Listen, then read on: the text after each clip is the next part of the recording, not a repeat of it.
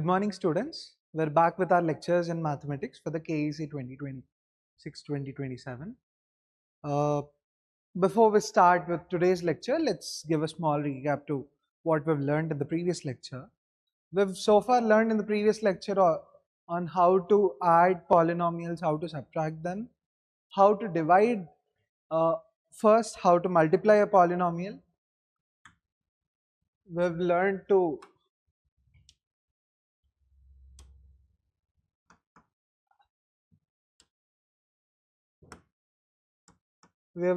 add polynomials.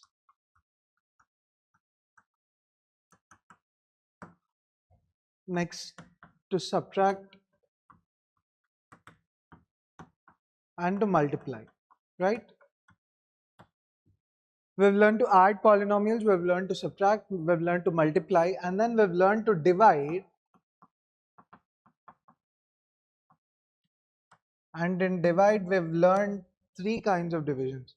One was monomial by monomial.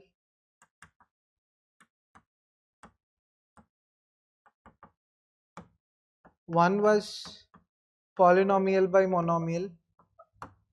And the last one was polynomial by polynomial, right? So this is what we've learned in the last lecture. So mostly we will be adding on to this. We'll be adding, like we've already learned the division algorithm, which was dividend, divisor, all that, right? We'll do that in the next slide again. After we do the division algorithm, we will be starting with remainder theorem, and we'll be parallelly doing the factor theorem after that. All right. So today that is what we're going to do.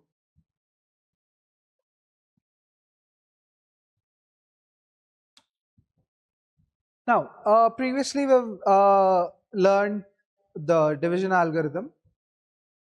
When you have polynomials, the dividend polynomial is equal to the divisor polynomial into the quotient one plus remainder. This is nothing new, right? We've been doing this in terms of numbers for so long, and now we'll be doing this in terms of polynomials. We have done that yesterday. All right. So one thing we could write from yesterday's explanation was, whenever we have the polynomial division, our agenda should be, our process should be in terms of writing the dividend and taking the divisor here. Respective terms of the quotient, respective terms of the quotient will be written here, and the respective reminders will be calculated. So when the final remainder becomes 0 or a remainder with the less degree than divisor, we'll stop the division, and then we will be getting our quotient, right? That is what we've done yesterday. So far this is what we've done yesterday. I hope we're all clear with this, right? All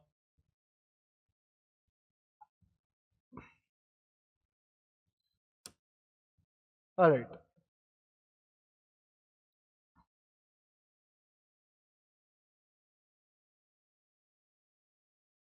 So essentially, this is the statement of the remainder theorem. We have this particular theorem called the remainder theorem, and remainder theorem helps us understand the remainder obtained when a polynomial is divided by a particular monomial called x minus a. All right. So we'll start off. Now my polynomial in dividend, my dividend polynomial is p of x. P of x is my dividend polynomial, and the degree of p of x is greater than or equal to 1, which means p of x is a linear or quadratic or something of a higher degree, a polynomial of a higher degree than 1. Now, a should be any real number.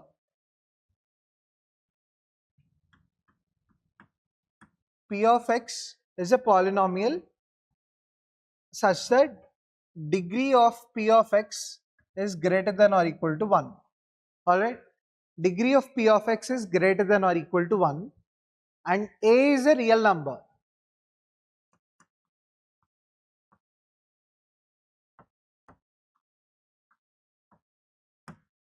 Now, the remainder theorem statement is in such a way that when P of x is divided,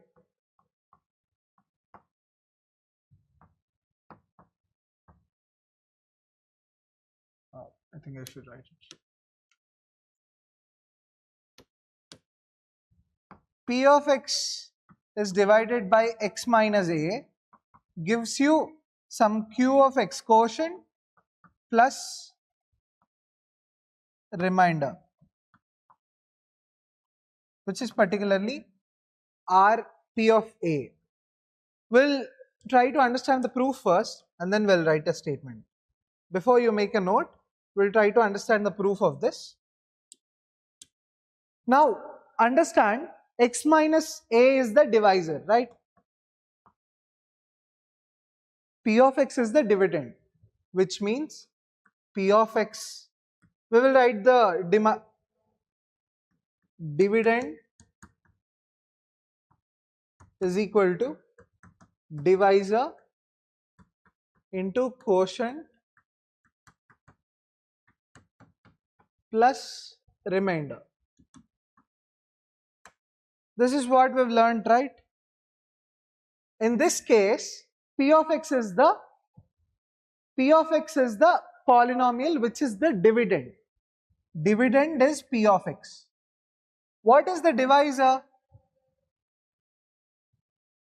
Someone please give me this in the chat. What is the divisor?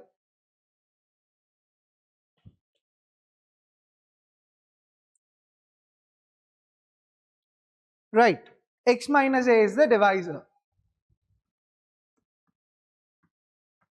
Now we don't know anything about quotient, so let's just give a name to the quotient. Since quotient starts with q, let's just call it q of x plus remainder, let's call the remainder as r of x. This is it, right? This is the division algorithm where P of x is the dividend, x minus a is the divisor. Alright? Now, since this is x minus a, if I substitute the entire equation, if I substitute x is equal to a in the entire equation, what will it become?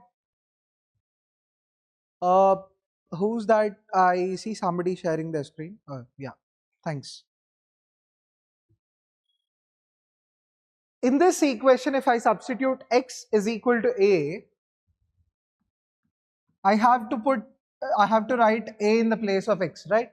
So P of a is equal to x minus a, which is a minus a into q of a plus r of a.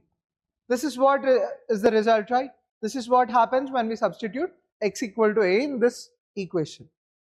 Now a minus a is supposedly 0. A minus a is a null value, it's supposedly 0. So if this becomes 0, this whole term becomes 0, right? 0 multiplied by anything is 0. So this whole term is 0. So r of a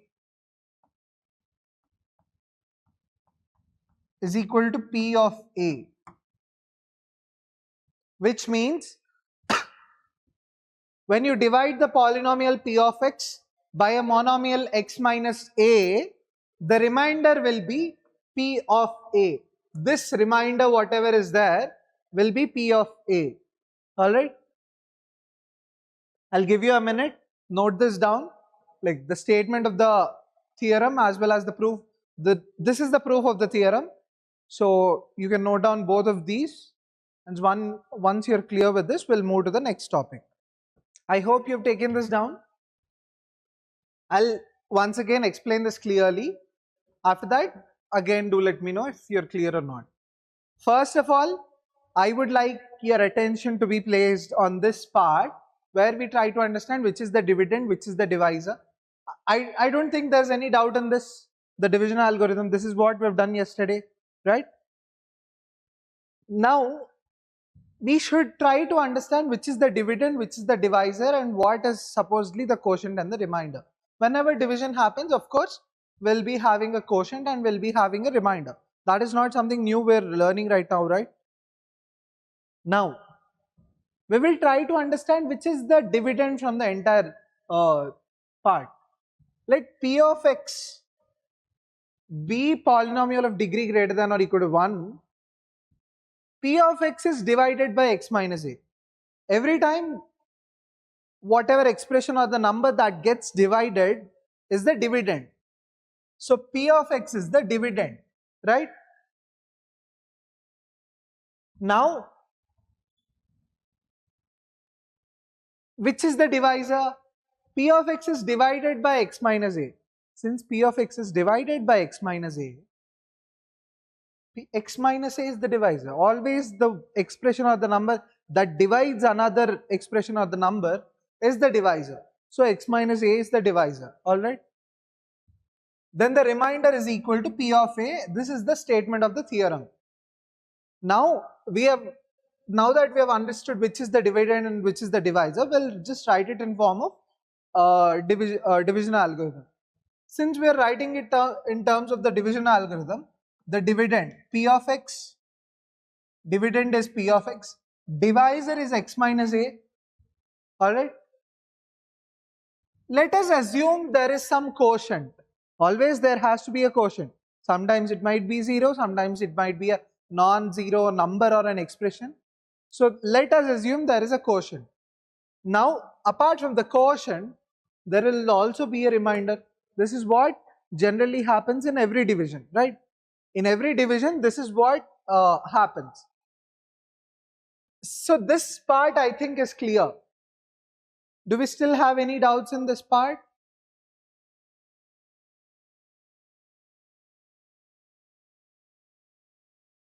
Alright. Now, after we've gotten this expression from division algorithm, the main agenda, my main agenda is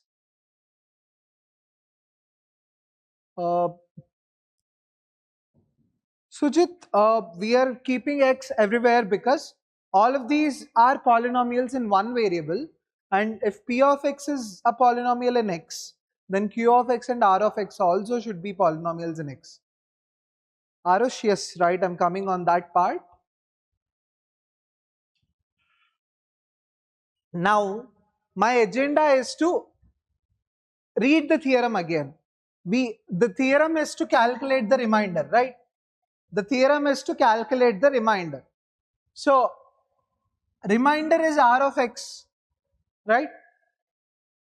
If I need to find something about R, I should not have this. If this term is there, I cannot say anything, right? Since I cannot say anything if this term is present, I need to make this term 0. I need to make sure this term becomes 0, right? If I need to make sure this term becomes 0, I need to ensure one of the terms is 0, right? If product of two numbers is 0, one of them have to be 0. It's not, since I don't know anything about Q of x, I do not somebody has been yes, okay, I now understand what many of you have as a doubt. There are two doubts majorly. Can you guys, if you guys give me a minute, I'll try to classify your doubts And based on that, if you have anything extra to that, we'll then discuss. One major doubt that you all have is why I took x equal to a. I'll come on that, but first I need to give an explanation for something else. This is the statement. This is the statement of the proof, right? This is the statement of the theorem. This is the proof of the theorem. In the statement of the theorem, you will not have anything extra. You will directly have the final conclusion that you need to remember. But in the statement, it is given P of A. Now we need to prove how it is P of A, right? For that, we are taking Q of X and R of X. For that, we are taking Q of X and R of X. Now, in this, one major clarity we need to have is there is X minus A. I think this part everyone agrees. This step can be easily written, right? Why I took X equal to A is, my job is to make this 0. If this is 0, only then I can talk about R of A, right? If this is 0 only, I need to talk about R of X. For this to be 0, I need to make X equal to A, right? I need to take the X is a variable, X can take any value. But for any other value apart from A, this is not 0. But my job is to make this 0 so that I can talk about this. So, in order to make this 0, this term, I will take X equal to A. And when I take X equal to A, P of X becomes P of A. X minus A becomes A minus A, which is 0. So my agenda has been fulfilled. My intention has been successfully entertained, right? Which is why I took X equal to A everywhere. So R of X becomes R of A. Finally, R of A, which is the unknown, came in terms of something that's known. We know P of X. In the question, we will have P of X. Yes, Rishita, the remainder is already given as P of A. But then I need to prove it, which is why I took R of X.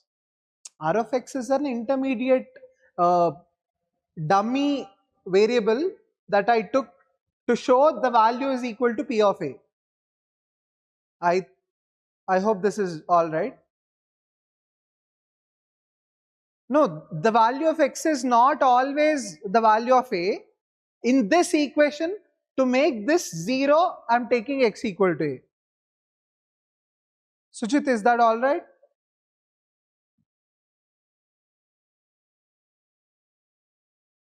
Cool.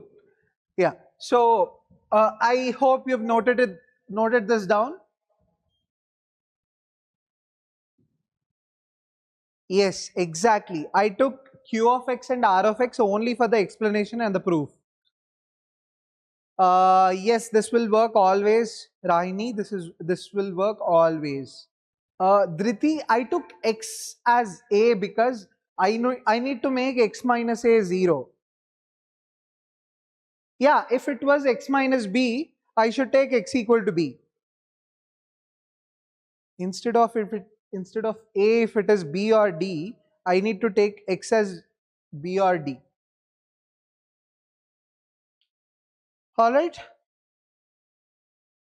I'll move forward. I hope you've all taken this down. Next.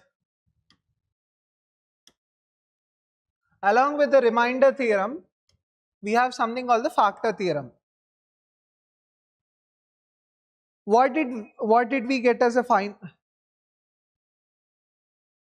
Yes, Arush. I simplified it with terms of A. Now, dividend is equal to divisor into quotient plus remainder, right? So dividend will be P of X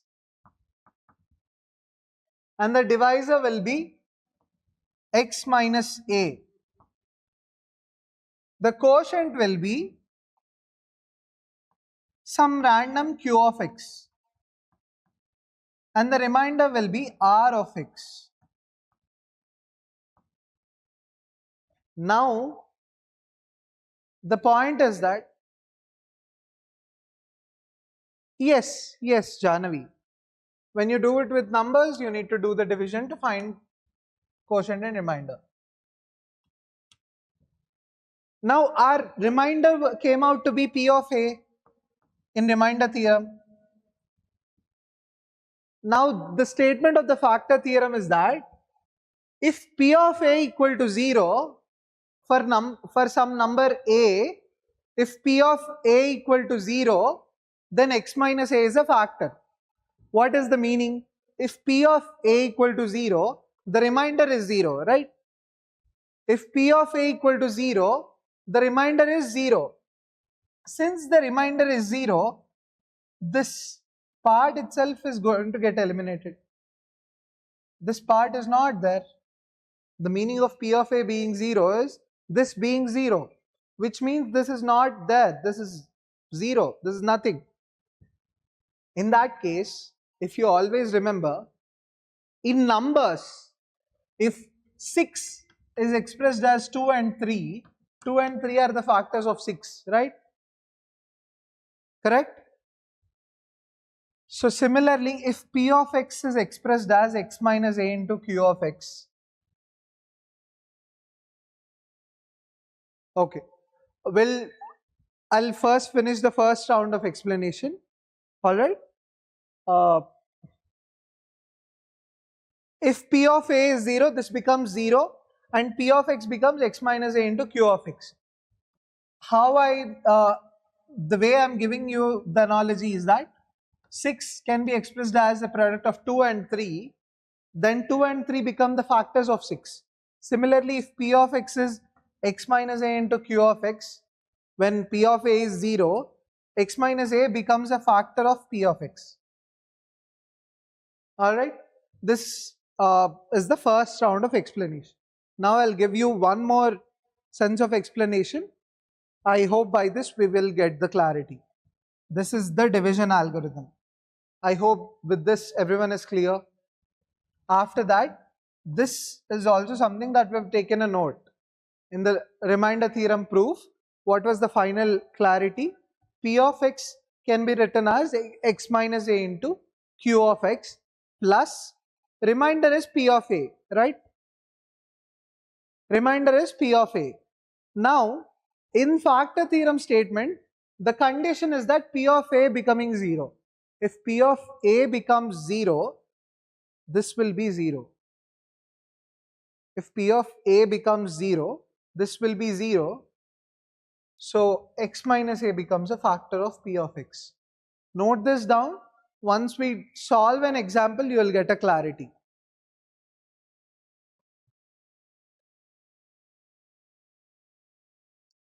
Okay, everybody, like I will explain, there is no issue, but let's try to solve an example.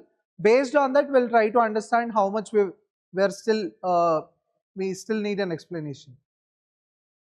So, two important things you need to remember from this is the remainder when divided by x minus a, remainder of any polynomial when divided by x minus a will be P of a, if P of x is the polynomial. This part we will try to remember for the example. The factor theorem says if P of A equal to 0, x minus A is a factor. Yes, Kashvi, we will get to that. We will try to solve the example and based on that we'll once see if we still have any doubts. Yes, even Soundarya, even Q of x is a factor. No doubt regarding that.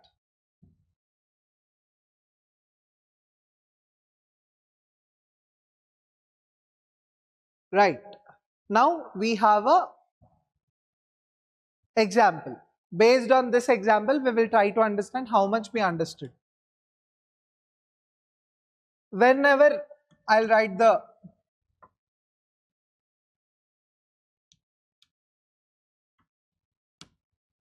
whenever we have a polynomial division happening, p of x being divided by x minus a, the remainder is p of a. This is the statement of remainder theorem, right? Now the remainder theorem says that when p of x is divided by x minus a, the remainder is p of a. In this question, we need to identify what is a. 1 minus 2x, I'll take the minus in common. I'll take minus in common and I'll write 2x minus 1. Can I do that? Right? I will take a 2 in common, so it will become minus 2 into x minus 1 by 2.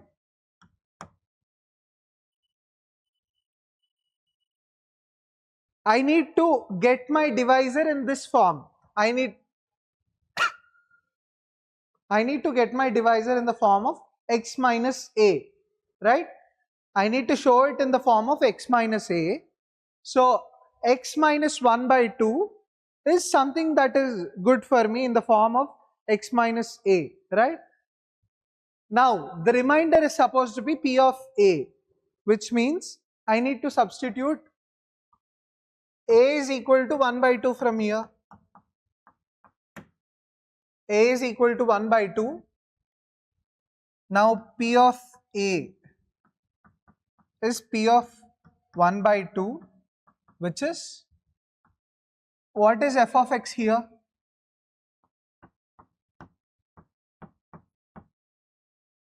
1 by 2 whole cube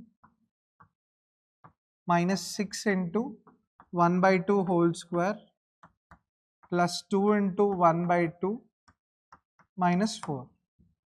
Now 1 by 2 whole cube is what? 1 by 8 minus 6 into 1 by 2 whole square is 1 by 4, right? Plus 2 into 1 by 2 minus 4. This is 3 by 2. This is 1. So the final result will be 1 by 8 minus 3 by 2 plus 1 minus 4. This is the calculation so far. Right?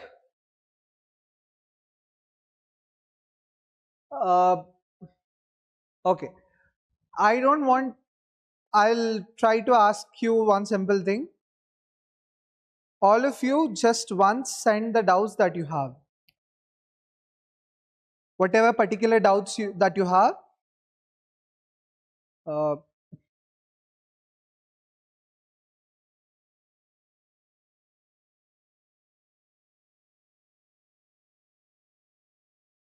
right. I'll give you one simple thing for the, let's not talk about the proof. Let's only remember the statement. Okay. Yes, I got you all. Let's try to remember the statement, and based on that we will see. See, whenever you have a okay, I understand. Rudransh, Arush, Rudransh, I understand the importance that you are giving for the class. I'll once try to again explain. Based on that, we'll see if you still have a doubt. Okay. Always remember this one fact. If p of x,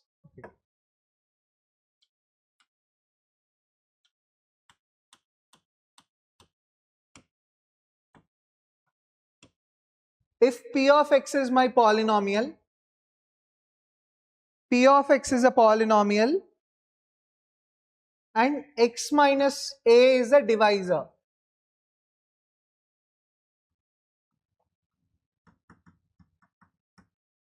Now, I need you to understand the fact, if x minus a is a divisor, the meaning is not only about x minus a. In place of x minus a, See, you can have x plus 1, x minus 1, 1 plus 2x, 1 plus 3x, 1 minus 4x, anything works. But the whole agenda should be, our agenda to write it is to find the value of a. What is the value of a? A is the value of for which this expression becomes 0. See, in case of x plus 1, it becomes 0 at x equal to minus 1, right? So here a is equal to minus 1. If we are dividing by x minus 1, a will become 1, right? If in this case, if we are dividing by 1 plus 2x, a will become, this should be 0, which means 1 when it goes to the other side, it will be minus 1 is equal to 2x. So if I send the 2 to the denominator, a will be minus 1 by 2. In case of 1 plus 3x, it becomes 0 at a is equal to minus 1 by 3. In case of 1 minus 4x, it becomes 0 at a is equal to 1 by 4. So in all these cases, whatever we do, whenever we divide with an expression x plus 1, x minus 1, 1 plus 2x, 1 minus 2x, 1 plus 3x, 1 minus 3x, what if there is 3? If there is x plus 3, that means a will become minus 3. If there is x minus 3, a will become 3. Okay? Is it cool? Are we clear on this? Everybody? Till now, are we clear how to find a? I'm talking about finding a. Answer me about only finding a. Are we all clear on how to find a? In any question, they will give you one polynomial expression. They will say some polynomial like x cube minus 8x square plus 3x plus 1 is being divided by x minus 4. Now in this question, x minus 4 becomes 0 at x equal to 4, right? So in that case, a is equal to 4. In that case, a is equal to 4. Is it all right? Now did we get a clarity?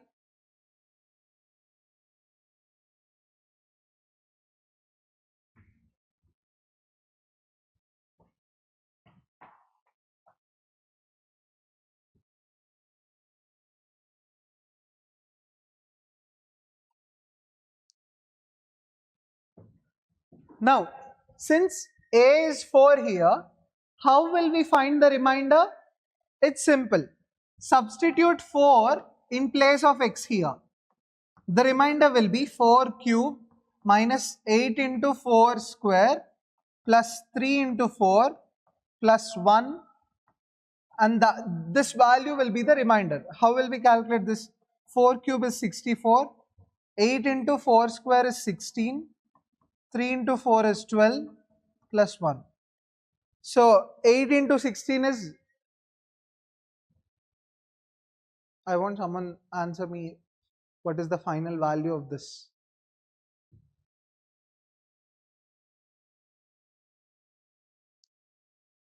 Rudransh, you can note down, alright?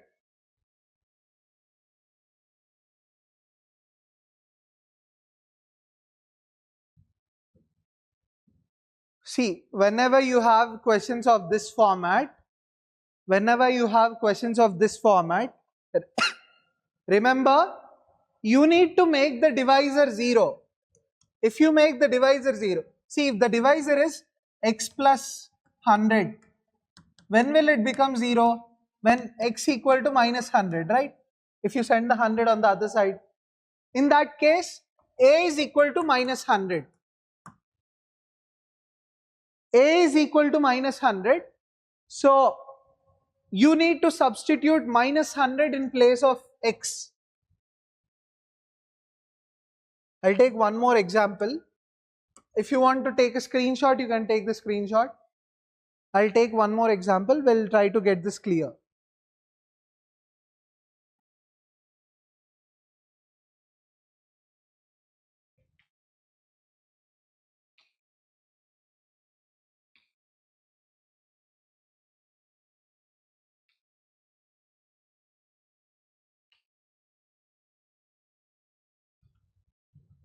Alright.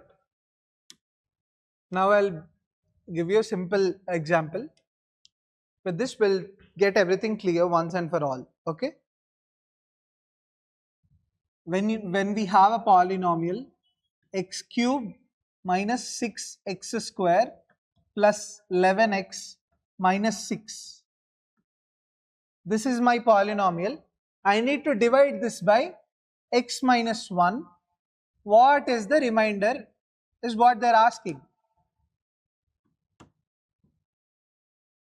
Before we do that,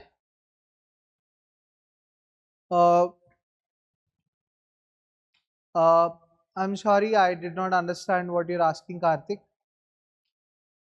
Before we do that, we need to first understand x minus 1 is there, right? X minus 1 equal to 0. Let's try to make it 0. If we make it 0, x is equal to 1, right? Now take this value x is equal to 1 and substitute it in the given expression. So p of x is equal to x cube minus 6x square plus 11x minus 6. Now substitute x equal to 1 in this. It will be 1 cube minus 6 into 1 square plus 11 into 1 minus 6, right? Now 1 minus 6, 6 into 1 is 6 plus 11 into 1 is 11 minus 6.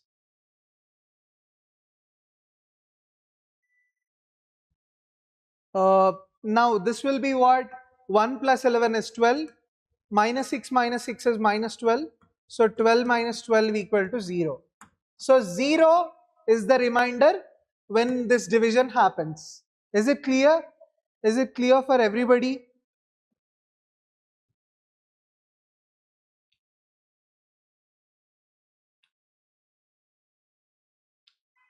Alright. I hope with this we are clear about the remainder theorem. Now I'll give you one more simple fact. What is the remainder here? 0. When you divide 25 by 5, you'll get 5 as the quotient and remainder is 0. Similarly, when you divide 42 by 7, you'll get 6 as the quotient and remainder is 0. So whenever the remainder is 0, the factor is this divisor is a factor, right? So in this case, x minus 1 becomes a factor.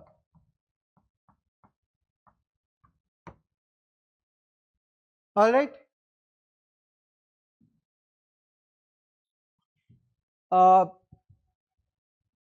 You can all post your doubts, but only post once. Do not spam the chat box. Because I will miss other messages. If you post only once, I'll be able to answer your doubts very specifically. No, yes, not in every problem. See, whenever you have a divisor, you need to make the divisor 0. So whatever value of x will be there, you will take that value of x. Amma, it's not exactly dividing by 0. We are not dividing it by 0. We are dividing it by x minus 1. One more final example we'll solve. Okay. Now, let my polynomial be x cube plus 11x square minus 16x plus 7. Okay. I need to divide this by 2x plus 3. If I need to divide this by 2x plus 3, first thing I need to make is, I need to make 2x plus 3 as 0. Okay. I need to make 2x plus 3 as 0.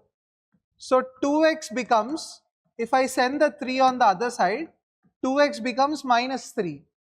Okay. If I send the 2 on the right hand side, x becomes minus 3. Since 2 is in multiplication here, when it goes to the right side, it will go in division. So x becomes minus 3 by 2. So for this value of minus 3 by 2 equal to x, the divisor will be 0. Now to find the remainder,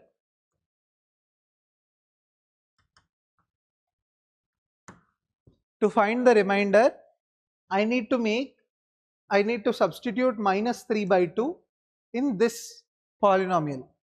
How do I substitute that? Minus 3 by 2 whole cube plus 11 into minus 3 by 2 whole square minus 16 into minus 3 by 2 plus 7. Now minus 3 by 2 whole cube, which will be minus 3 by 2 into minus 3 by 2 into minus 3 by 2. Minus 3 by 2 whole cube is minus 3 by 2 into minus 3 by 2 into minus 3 by 2. There are 3 minus. So 2 minus will become a plus, but the other minus will be left as it is. So minus 3 into 3 into 3 is 27. 2 into 2 into 2 is 8.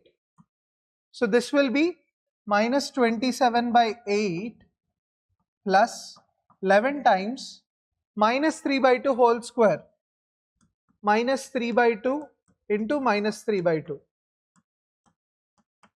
So 3 into 3 is 9, by 2 into 2 is 4, so 9 by 4. 11 times 9 by 4 minus, I think here it's simple, the minus and minus will become plus, 2 into 6 will become 8, 8 into 3 will become 24 plus 7, right?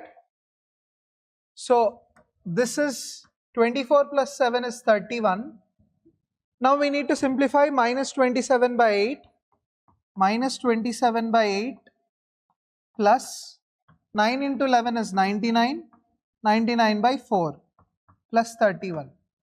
99 by 4, if we need in terms of denominator 8, we need to multiply both numerator and denominator by 2. So 99 into 2 is 198. So this will be 198 minus 27 by 8 plus 31. This is the final remainder. If we calculate, we'll get the final remainder. So this is all about remainder theorem. I hope it was clear. Even though you had doubt in the middle, I hope by the end you had it clear.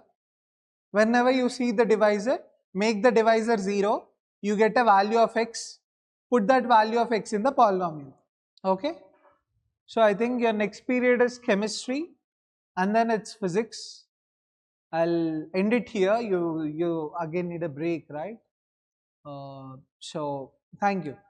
Alright, so far today we have discussed remainder theorem, we have discussed the proof, and then we have discussed how to use it in problems. So I hope by now it has become clear for you. That is it. So this is it, students. Tomorrow we'll do algebraic identities and then we'll move to the next chapter. Alright, thank you. Okay, so let's start the class. I think everyone's breakfast is done. So let's start the class. Right, everyone? Okay. So 5 more minutes. Okay, we are revising.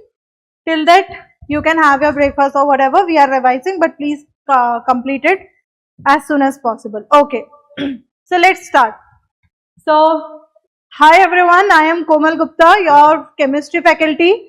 So let's start with the first chapter of the chemistry, that is what? Matter. We have started with the matter. Do you remember everyone? In the last classes, whatever the 2 to 3 classes we have met till now. So in the last classes I told you what chemistry is. Chemistry is all about learning and talking about the behavior of 118 elements around us. So these elements, first of all, we term them under the particle, right? So the particle, what is a particle? Particle when connected together, they made up of matter. So what is matter? Anything that occupy mass, that have mass and occupy space, that is what? Matter. Anything that have mass and occupy space is matter. You can also feel matter, but in terms of feeling, you can feel so many of the things. Not all things, whatever you are feeling, consider to be matter. Like forces, pressure, you can feel, but that is not matter, right? Smell, you can have, but that is, smell is not matter, but air, yes, that air is matter. So, not always we can, on the basis of touch, I cannot say that always whatever you are sensing is a matter. Always what you are sensing is a matter. Next, I told you this thing, matter on the basis of classification of matter. So chemistry, what is chemistry? We have covered that. What is matter? We have already covered that, and we were on the classification of matter. So physical classification of matter we were doing. Physical classification of matter means solid, liquid, gas. Matter is of three types: solid, liquid, gas. Now before going towards the solid, liquid, gas, before going further to solid, liquid, gas, ma'am, video is blur and lagging. Is such a case? Good morning, Janvi. Shri Advita. Good morning. I don't think so. There is so lag. Only one student said that. Good morning, Vasavika. Sesra. Okay. Yes, Sesra is saying it's clear. Thank you, Sesra. So I think please check your network. Screen is absolutely clear. Thanks, Anvita. Thank you for confirming. Shraddha, good morning. Janvi, thanks for clearing. Okay, Yashvi, thank you. Okay, so let's start the class. So, voice and everything, screen is clear. Please check your network, those who are having issue. Okay, so solid state. We are starting with the solid state, right? So, before starting a solid state, if you remember, before starting a solid state, I told you first we will talk about interparticle forces. First, we will talk about interparticle forces. How many type of interparticle forces are there? There are interparticle force of, there are interparticle force of attraction. I told you there was interparticle force of attraction, and there is interparticle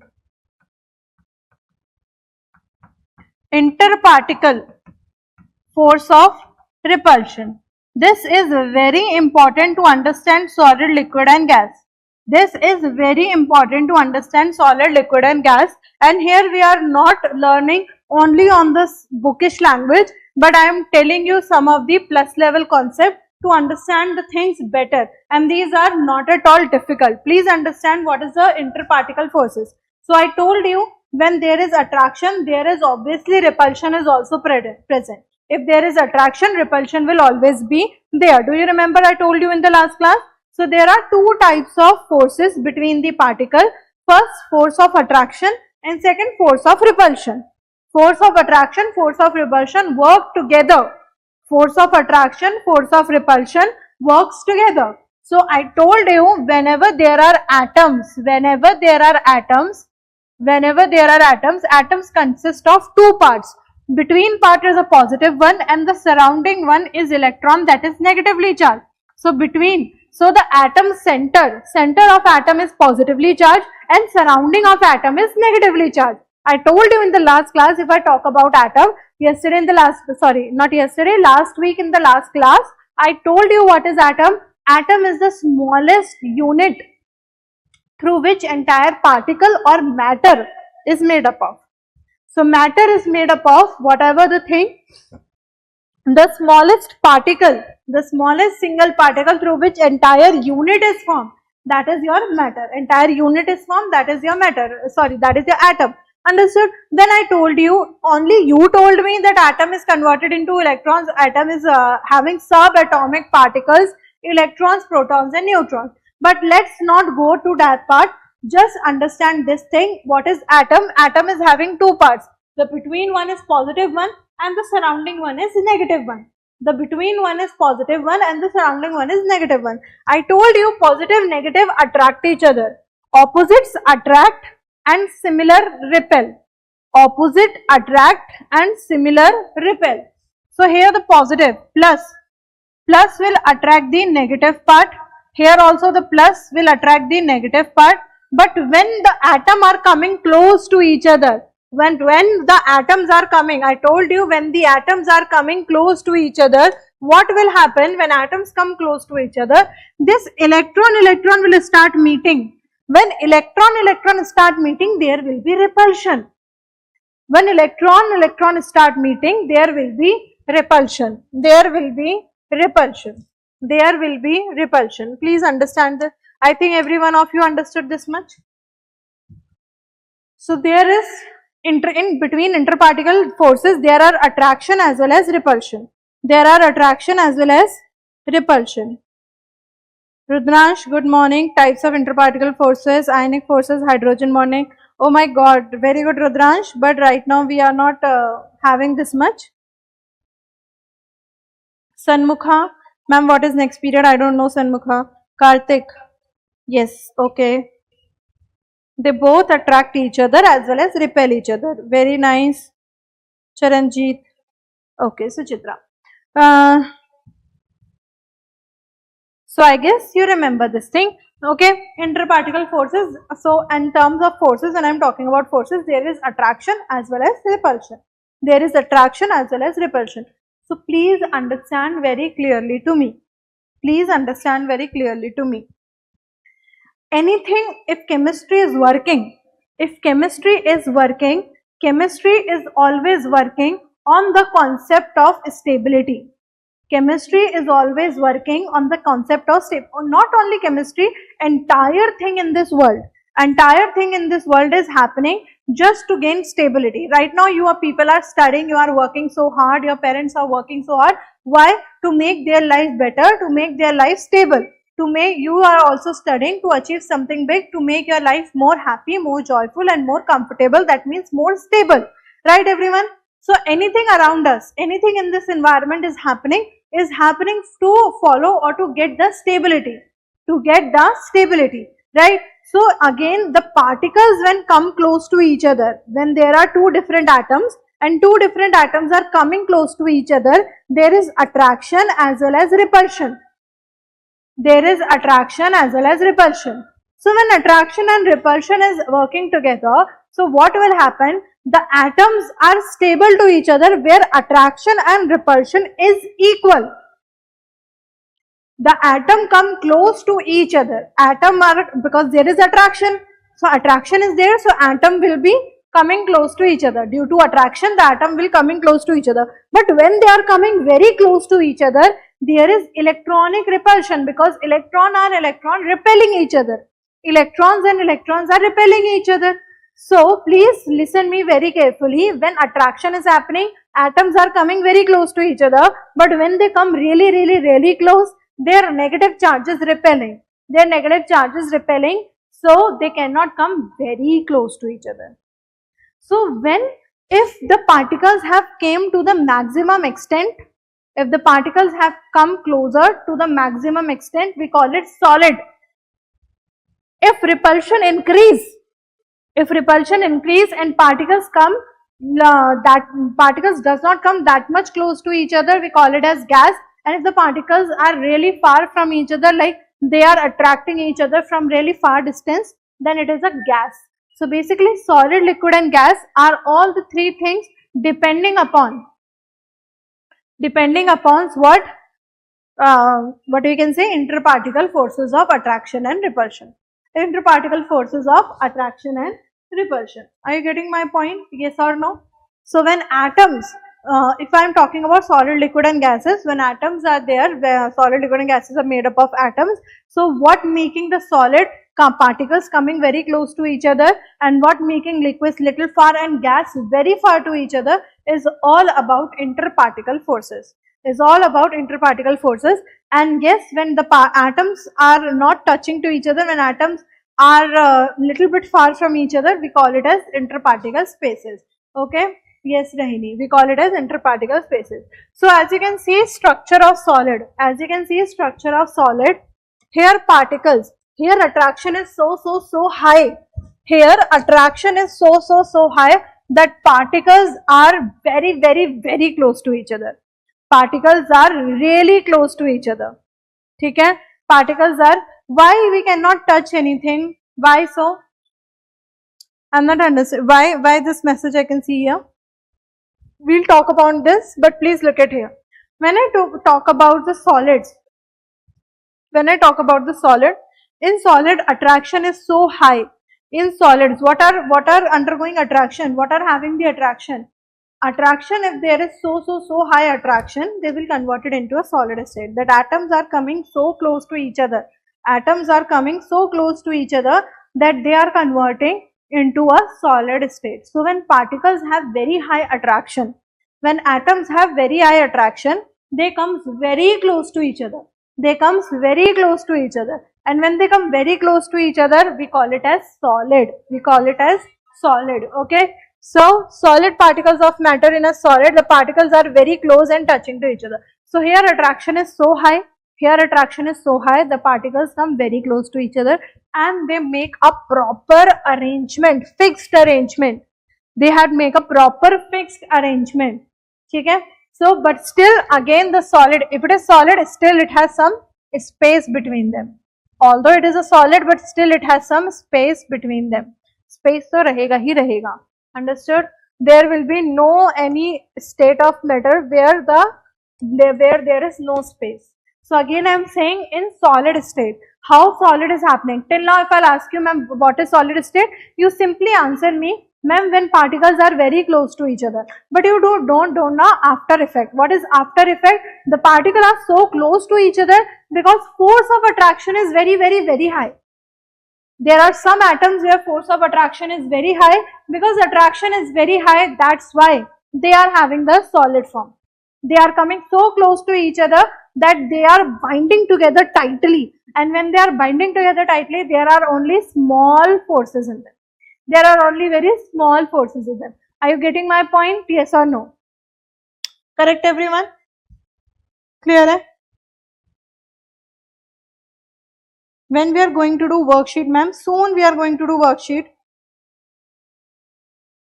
Thank you, Tanvi. And why the molecules are in circle shapes only? That is a natural part we have seen, Aryan.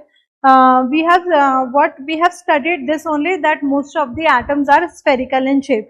This is all about study what is existing in nature. We cannot question that what is existing in nature, right? In the nature we have seen they are existing in the spherical rounded form. So we like that is the shape for it. There is no any such explanation why they are spherical in shape. No, sorry. Aryan, there is a very big explanation of why they are spherical in shape. Basically, atoms are not like what I am forming it here. Atoms are very different to this. So there is one chapter known as atoms and molecules. There is one chapter known as atoms and molecules in 11th class. In 11th class, we will study atom. There you will got to know why atoms are circular in form. Why atoms are circular in form. Basically, what we see in particular atom is center there is one nucleus. What is nucleus? Nucleus containing protons and neutrons. Nucleus containing protons and neutrons. Then we go in space. In space there is positive charge. On positive charge, on going to any of the 360-degree direction, after going to a little bit of the direction, we will get the negative portion. We will get the negative portion, and we see that negative portion is on the 360 degree. Again, when you go further, you will find nothing, but on moving on, again you will find some negative area around the atom, and that is spreaded over the 360 degree. So that's why atom, because the electrons are separated in a way that they are all surrounding the atom. Please understand me very carefully why atom is spherical in shape. Atom is spherical in shape because their center part is positive and negative attracting the positive. So negative can attract from all the direction. Negative can attract from all the 360 direction. So when negative is attracting positive, when negative electrons are attracting the positive part, they can attract from all the 360 direction, and when they are attracting the middle part from all the 360 direction, they are having a circular shape. They are having a circular shape. So from all the 360 direction, when it is attracting a center portion, it is a circular, it is how we see it as a circle. Aryan, am I clear to you? Why the molecule or atoms have a circular shape? because in center there is a positive part. When positive part is surrounded by negative part from all the 360 direction, because ऐसा नहीं है कि attraction or repulsion will only occur in north, south or from only particular angle. Attraction and repulsion can occur from all the sides. So when they are surrounding from all the sides, they are looking in a spherical shape, and more deeply you will study this in 11th class, atoms and molecule. Hi Sridhara. Shri Haninath, what are the intermolecular spaces? Intermolecular spaces are this only when particles come in closeness to each other. So still they are having these gaps. Still they are having these gaps. That is interparticle forces. Sorry, interparticle spaces. So what is interparticle spaces? When atoms have came enough closeness to each other. When particles have came enough closeness to each other, still they are having the empty space between them. That is interparticle space. That is interparticle space. Okay. Means sponge is the state of matter. Sponge is a solid state of matter, but actually because of its nature, it has that ability to absorb so much of empty air or so much of water. It is porous in nature. It is solid but porous. Because it is porous, so it can hold so much of water and air in it. But it is a solid. Sponge is solid. Okay, ma'am, your screen is blur. Ma'am, I left and joined, but still your screen is blur. My screen is blur only for you, Pranavi. Please check your network because there is no such issues. So, ma'am, particles in a solid have less electrons. Why? No, there is nothing like less or more electron. Here in the case of repulsion is less, but attraction is very much. What I am saying, you have to talk about the behavior of element. Then solid state, the behavior of element, the attraction is so high as comparative to the repulsion. ऐसा नहीं है कि there is electrons less or protons more or something like that. No, but attraction is more than repulsion in case of solids. Attraction is more than another things in case of solid. Clear? Ma'am, what is the difference between solid, liquid, gas? That's exactly. Where the force of attraction is very high, you will get the particles will get very close to each other. When particles are getting really close to each other, you will get the solid. When force of attraction is little bit low, the particles are little bit far from each other. Okay, then you will call it as liquid, and if it is very far from each other, you will call it as gas. So I think this is the image of the solid. Let's cover quickly. In solid, particles are tightly or closely packed. So force of attraction is very high. So particles are very tightly held to each other. The gaps between the particles are tiny and hence they are tough to compress. Can you see the empty space between the particles is very less? What I told you, when the particles come in contact to each other, still there are empty space known as interparticle spaces. In solid, these spaces are very less. In solids, because already the atoms are very close to each other, that's why empty space between the particles is very less, and these empty space cannot compress. Like this is a pen, pen is solid in part, I cannot compress it. I cannot, if I even force it with a very high force, if I apply the force from both of the sides, still I cannot compress it, its shape will remain same. No matter how much I will mold it, no matter how much I will try to break it, it will not break, it will not change its shape because it is solid and its particles are really close to each other. Because particles are really close to each other, they are rigid. Rigid means they are very strong. Okay, they will not easily change their shape. Rigid means very strong. Particles are very strong because particles' force of attraction is strong and they are not ready to change their shape, hence they are rigid, right? So gaps between the particles are tiny. Tiny means less, and hence it's tough to compress them because particles के बीच में space नहीं है, there is no space. So compressing them will not help you, compressing them will not make any change. So compression, you cannot do compression on solids. But again, please listen me very carefully. Whatever we are learning in chemistry, please listen me very carefully. Whatever we are learning in chemistry, that is only 90% is correct. In chemistry, or I can say in science, we always talk about the general things. हम किन की बात करते हैं? We always talk about the general things. General things means which 90% time occur. Now what here is written is, we cannot compress solid. We cannot compress solid, it is only 90% true. 10% we can compress solid, like just I give you the example of polythene. Polythene, you can tear polythene, you can mold the shape of polythene. Rubber, you can easily mold rubber, you can easily change the shape of rubber shape. It is very elastic in nature, right? It is also solid. A sponge, if I talk about sponge is highly compressible. So there are so many things which are compressible, which can change shape being a solid. So that is a different thing. What you study is a general things. Please understand every time. Now student, in chemistry most of the students ask me this only, ma'am, you said solid cannot compress, then this type of solid is compressing. Yesterday I have a solid mold in my home, I easily compressed it, I easily change its shape. Why it is occurring so? So every time whatever we are learning in chemistry, I told you the first day also, keep space, keep room in your mind to adjust more and more concept, because whatever you are studying in chemistry is not always 100% applicable to all concept. It is only the general concept. General concept means 90% applicable to the things. So most of the time solids are not compressible. Solid easily compressed nahi hota, but still there are so many solids which can be compressed and molded. Okay. So solid has a fixed shape and volume. Again, this is 90% is a true statement that solid has a fixed shape. Although it is 99% correct that solid has a fixed shape, you cannot change the shape of solid easily. You cannot change the shape of solid easily. Volume also you cannot change. Right, everyone? So this was all about the solid. So small particles, this was all about the solid. We have already covered this. These are some of the other points. So what are the other points? Due to its rigid nature, just now I told you what is the meaning of rigid nature. They are not ready to change its shape. They are not ready to change its shape. Rigid means very hard to move. Rigid means very hard to move, right? So particles in a solid can only vibrate in their mean position and cannot move. Okay, when you go to the another chapter, you will learn there is one thing known as particle nature. There is one thing known as particle nature. What is the meaning of particle?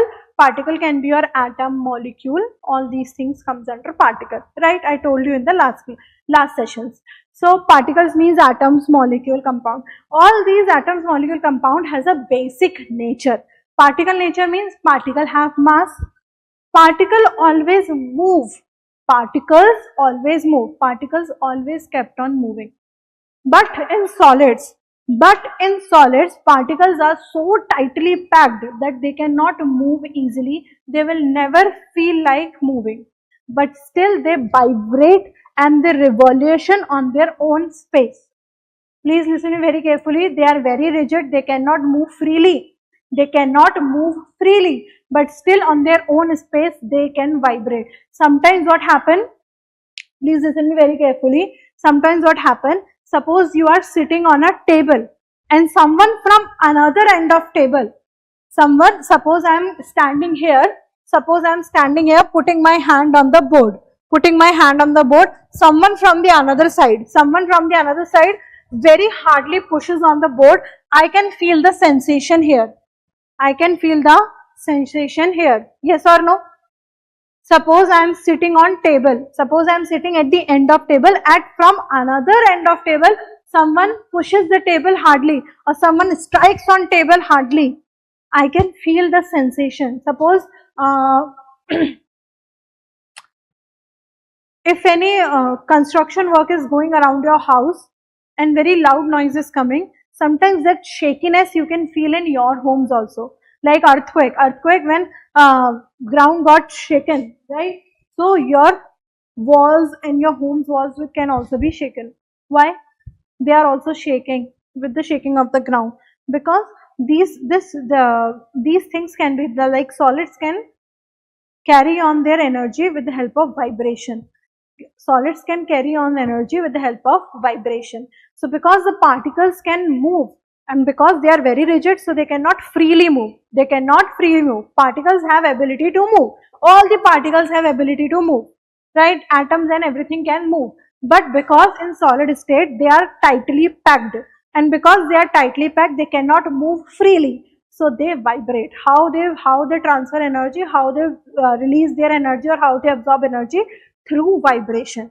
Energy तो हर किसी के पास है, everyone having the energy. So how they are reflecting their energy? By vibrating. So particle has a basic nature of moving. All the particles can move. Some can move freely, some can move in a restriction. So solid being a very tightly packed have a restriction and they cannot move, they can only vibrate. But yes, they will vibrate. They will show some movement. So on respect of vibration, they show their movement.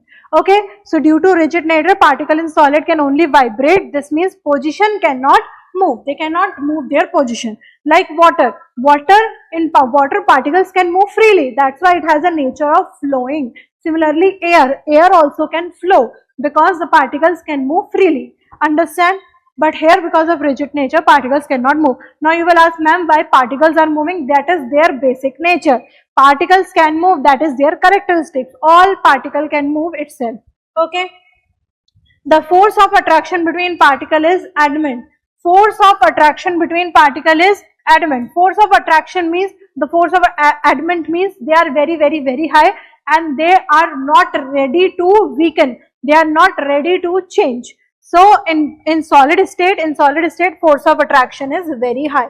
I told you this only. Interparticle force beside the state, solid, liquid, gas is decided by the interparticle forces. In solid, interparticle forces attraction, and it is very high attraction. Very high attraction means solid state. The rate of diffusion in solid is very low. What is the meaning of diffusion? What is the meaning of diffusion? Ma'am, the molecules of solid vibrate. Why can't we feel them when it touch? Because they are very, very, very tightly packed and the atoms are so small that you can't even see them, you can't even study them, so you can't feel the vibration. But when that vibration becomes very, very, very high by any external force, then you can feel it. Okay. Otherwise, generally you cannot feel the vibration. Generally, you cannot feel the vibration. You are also made up of atoms. Your body is having a lot of force of attraction and repulsion, but God has made us so balanced that we cannot feel it on the daily basis. Okay, we cannot feel that. Even you are sitting in your room or wherever you are sitting, I am standing here, always there is a force. What gas around me is applying on me, air around me, there is a gaseous air, there is a pressure on me, but still I cannot feel it because it is very less as comparative to my body or my mass, so I cannot feel it. So basically these things are so minute that we cannot sense them so easily, but they exist. They exist. Okay.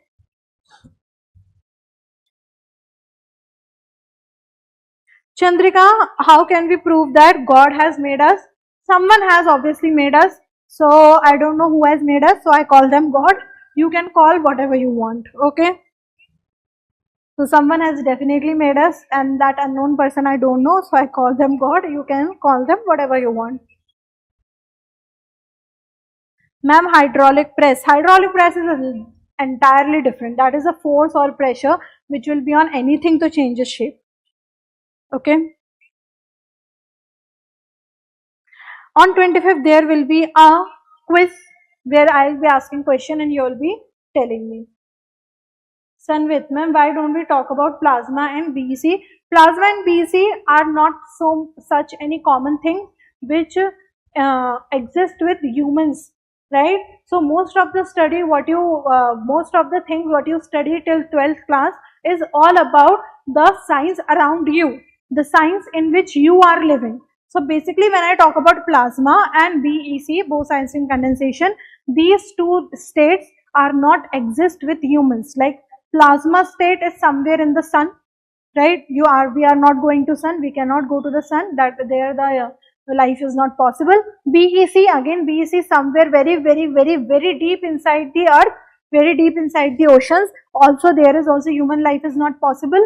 So basically what the science you are learning right now is all on the basis of where humans exist, where human life exists, where you and I are existing, and you can change the things with our studies.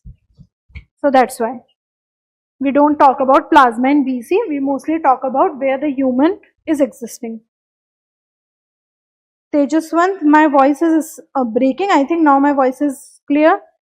Screen is blur. No, actually in front of me there are two screens I can see and they are perfectly fine. Nothing is happening. Glass is hard and break like a solid. Sometimes it is called pseudo cooled liquid. What if we leave a glass window outside the 1000 year? Glass is a pseudo solid. Glass is an example of pseudo solid. What is the meaning of pseudo? Pseudo means false. It looks like a solid, but it is super cooled liquid. Glass is not an example of perfect solid. So see, it is about the higher class things. When you go to the 11th class, you will understand solids are of different types. Solid भी एक type का नहीं होता. There are some solids which are very hard. There are some solids which are very soft. There are some solids which are moderate. Some solid things like bread. Bread is solid, still you can tear them, you can eat them, you can do everything with them easily. But if I talk about this pen, I cannot eat this pen. It is very hard to eat, or it is not chewable, and it is very rigid. So in solid also there are so many types. In solid also there are so many types, and you will cover them in 11th class. Okay, so we cannot talk about it here.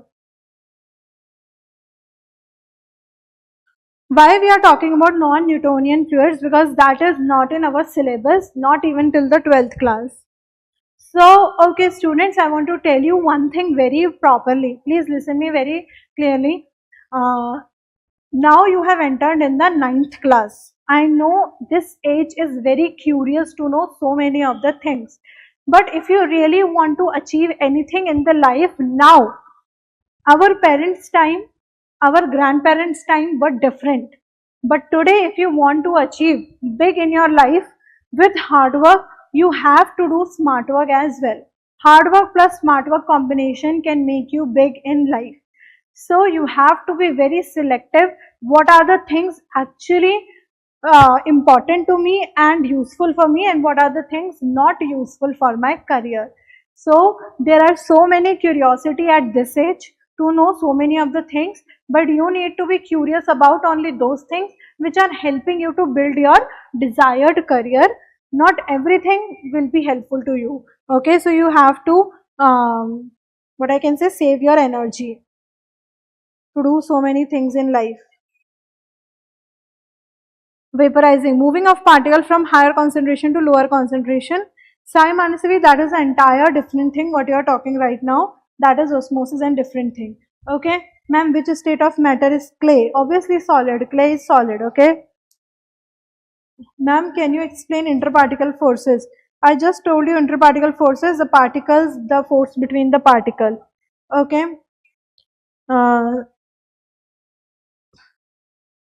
Pardhu. Screenshot why you don't have KEC material. All are solid in a spherical shape. Solids are made up of atoms. Atoms have a spherical shape. Okay, Karthik, can we do worksheet today, ma'am? Okay, we will do worksheet. Good morning, ma'am. Screen is clear. Okay.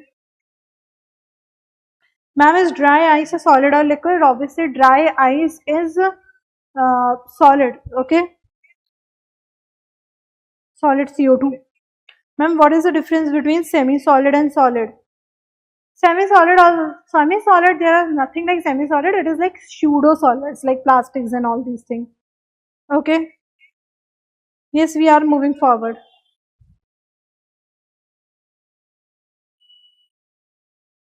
Yes, close because they are tiny. Very good, Vasavika. Very nice. Okay, so I think most of the common doubts I have done. Rudransh, how do we know atoms? We have studied them with so many of the years and with our technology. Sanmukha. Ma'am, so what is fluid? Fluid, anything which have a tendency to flow. Anything which have a tendency to flow, it is a fluid. Okay.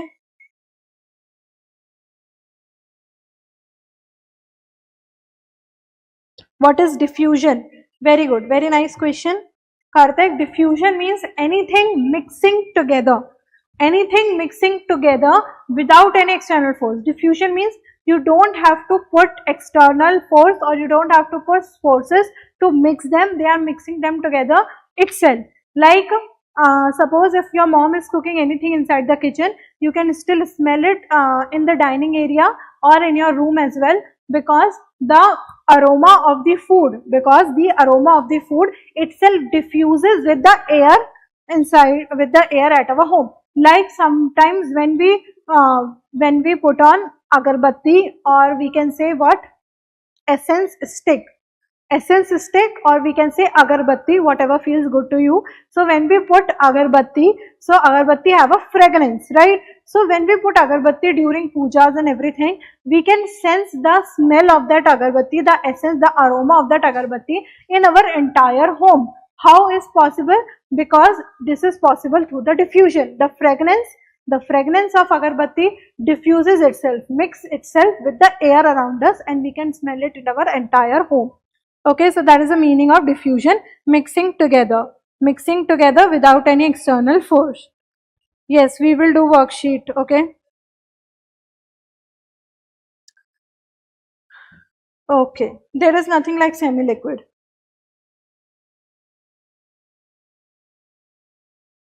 Ma'am, then what is bulletproof glass and sponge dry is plasma? I just told you, bulletproof glass is like, it is a different material where the atoms are made in a way to, like you will study all these things. They are different metals made up of, see, not all, again, if I'll talk about glasses, there are different cases in glasses also. So if I go on bulletproof glasses and all these things, then I have to go on what the material they are made up of. So that material is providing you such convenience. Dry ice, I told you, dry ice is what? Your solid CO2. And plasma, if plasma, I told you that is the, what we call the state of sun.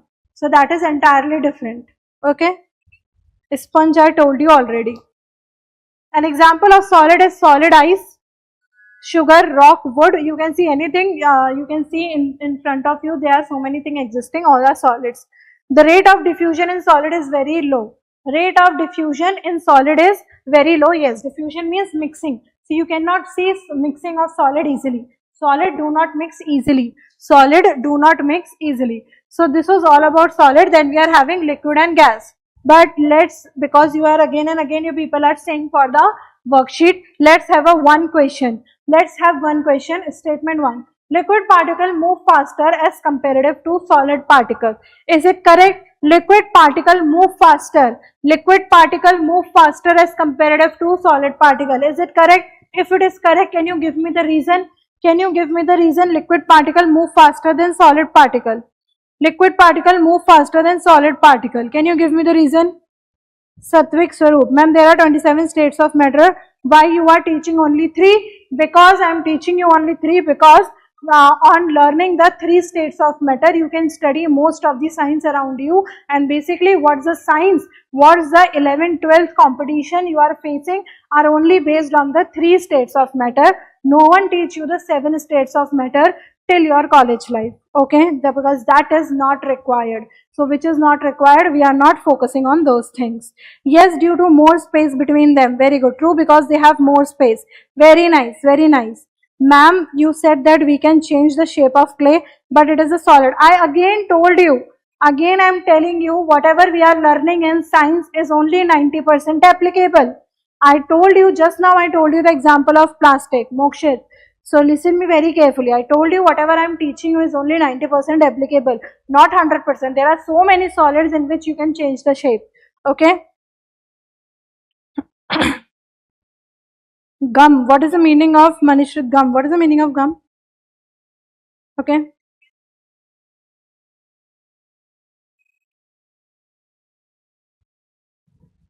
Okay. So liquid particle move faster as comparative to solid particle. Yes, because of force of attraction. Force of attraction in solid is so high that particles are attracted very tightly. Because particles are attracted very tightly, so they cannot move freely. In liquid, particles can move freely because attraction is comparatively less.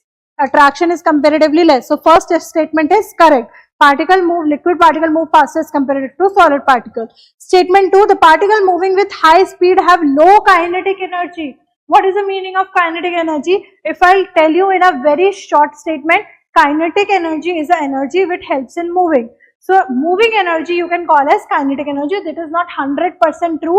but at this level, understanding this much is enough for you. So what is kinetic energy? Moving energy, you can say, is kinetic energy. So more you are having the kinetic energy, more faster you are moving. The particle moving with high speed have low kinetic energy? No, it has high kinetic energy. So that means second statement is not correct. Second statement is not correct. So what I can see your answers is, okay, so answers we are having is ma'am, is fire is a gas. Fire is a type of energy, fire is not matter. Fire is not matter, fire is energy. Mirror are pseudo solids. I just told you, Shashwat, mirror are Joy Shashwat. Just now I told you mirror are pseudo solid, false solid. They look solid but they are not solid. Ma'am, are the atoms in water cause considering water intend to move? Atoms inside water are loosely packed. When they are loosely packed, they can move. Okay. Yes. So let's check the answer. I think most of us know the answer. Answer is option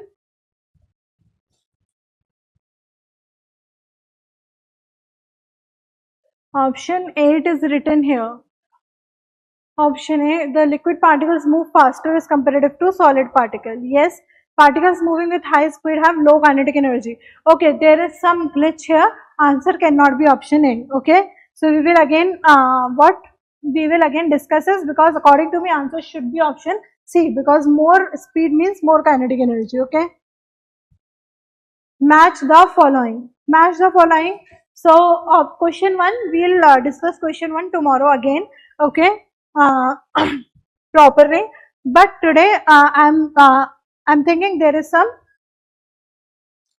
something is we have to correct something with the question 1. So I'll first go through it and then I'll tell you. Match the following. Match the following. What is matter? What is matter? Can you please tell me matter? Matter. Matter is made up of small particles. Solids. What are solids? Solids. Solid CO2. Just now I told you solid CO2 is dry ice. Solid CO2. So option 3 is having answer B. Option 3 is having answer B. So 3B is in the option C. 3B is in the option B. So B or C can be your answer. B or C can be your answer. Plasma. Plasma again fourth state of matter. Plasma is fourth state of matter. So fourth one is having answer D. Fourth one is having answer D. So it's looking like option is B, but let's go on. Gases. What is gases? Interparticle force of attraction is very low. Interparticle force of attraction is very low. That means fifth is having option E. Again matter. Matter I told you. What is matter? What is matter? Made up of small particles. So answer is option C. And what is solid? Incompressible. What is solid? Incompressible. So this is the answer. First is having C. First having C is answer B or D.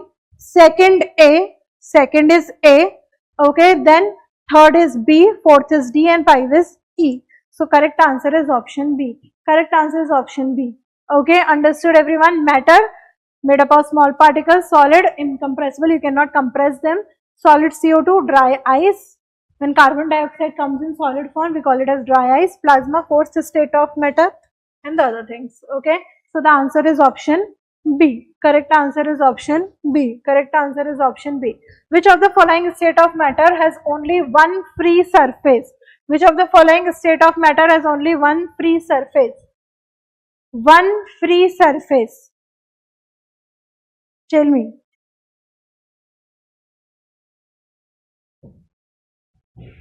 B.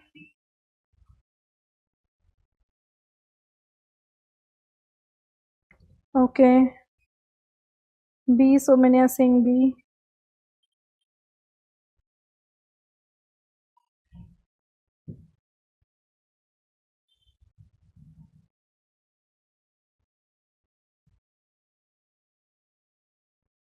Liquids. Liquid particle move faster than solid. Okay. Very good.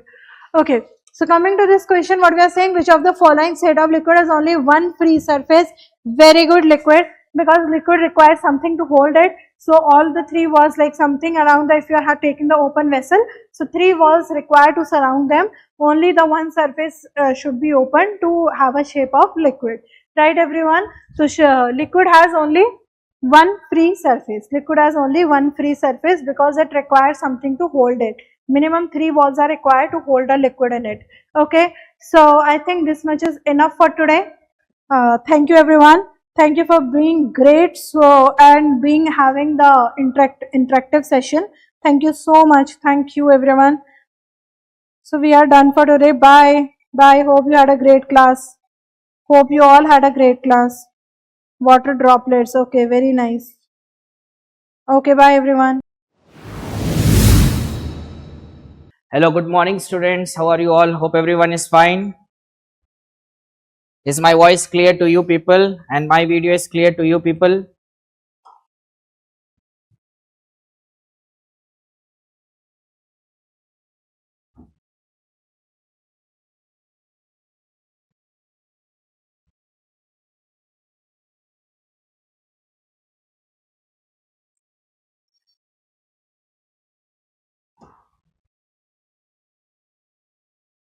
Fine. Okay, everything is clear. Fine. Very good morning. Very good morning. Okay, fine. So, hope you are enjoying all the classes since from the morning side. Almost your 2 classes has been completed successfully. This is the last class, and then after that, you are going to chill for a day, right or wrong? Okay. So today, I said you that we have completed the worksheet number 3, and today I am going to start with a new part that is nothing but same conductors and insulator. In that, we are going with the elongation or extension with the electrical circuits. Okay, now. So, before starting, I want to ask certain questions from your side, whatever we have studied in the past classes. So, I think everyone is ready to answer those questions. Is it or not? Are you people ready to answer this? Everyone? Are you people ready to answer? Fine. Okay. Okay. Fine. So, your first question is, say me any one difference between conductor and insulator. Any one difference between conductor and insulator. Let's see how many students will answer. Any one difference between conductor and insulator. Okay. I want difference. Some are giving the definition of conductor. Okay. Okay. Some are giving the examples. Okay, no problem. Accepted. Okay. Passes through the insulator and do not. Okay, fine. Electrical charges passes through insulator and insulator it does not. Okay. That's very perfect answer also. Someone has given one difference. Conductors almost metals and insulators non-metals. That's very good. It also allows current to pass where insulator doesn't. Okay. Copper is an example of conductor. Okay. Fine. Correct. Correct. Fine. Almost all the answers are very good answers and excellent answers. The one which is visible to my screen, because I am reading that question, message, and automatically next message is coming. That's what I am able to read certain of you, but everyone is correct in that case. Everyone is correct. That's very good. Everyone is perfect with the concept of the conductors and insulators. Okay, now coming to the next case, in the last session, my question is the combination of cells is called as. Combination of cells is called as. Nice, nice, nice. Combination of cells is called as. अरे यार bio वाला answer नहीं चाहिए. Someone is saying tissue. Okay, we are doing physics. Yeah, we are doing physics. Okay, exactly correct. Combination of cells is called as battery. Everyone is giving the answer. That's very good. That's very, very good. Okay, fine. Coming to the next case, 2 questions we have done. I said minimum 3 questions I am going to ask. Okay. Another one I can say, Lichland cell is an example of. Lichland cell is an example of. Let's see. Students started giving the answer. Hold on. Yes, some are saying primary, some are saying secondary, some are saying dry cell. Huh, absolutely correct. Lichland cell is an example of primary cell, and lead accumulator is an example of secondary cell. Okay, so this was a kind of the questions which you have already completed in our last session, all the questions, and I think yesterday also we did whatever the questions we did. Majorly students were saying that before my answers, whatever the answers they were saying, that was 10 by 10. That's absolutely great thing. Okay, coming to the point, today we are going to deal with the concept of same the continuation. Today we are going to deal with the concept of the bulbs. So let us start with this case. Today we are going to deal with the concept of the bulbs. So now you can see here, just hold on.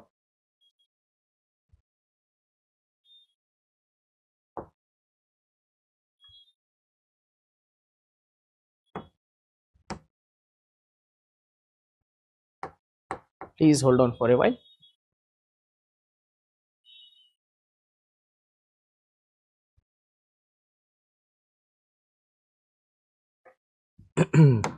Okay.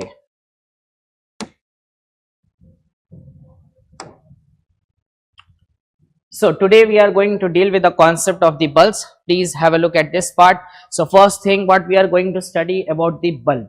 So I'll just give you here, but one thing what comes in your mind when you see, when you listen about bulb exactly. Everyone knows who has invented the bulb. Everyone is familiar that who has invented the bulb. I'll just keep your messages very perfectly so that I don't need to see in the mobile phone. Okay, because during the class I don't want any disturbance to see in my mobile phone. Okay, so now coming to the point, so today I'm going to discuss about the bulb and what is exactly the bulb is. Bulb is nothing but what we are going to deal is see in detail here, but first of all we are going to study who invented the bulb. Obviously everyone is answering here, Thomas Alva Edison has invented the bulb, no doubt. So now what exactly is going to happen inside the bulb? This is the structured diagram of the bulb. This is a structured diagram of the bulb that you will be seeing in today's real life. Now let me explain you this case. Point number one, what are the things that are there inside the bulb? So basically you are able to see this factor is your glass bulb, we can say. This factor is your what? Glass bulb, you can say here. Now what exactly we can say? We can say it as a glass filling one we can take here. Okay, coming to this case,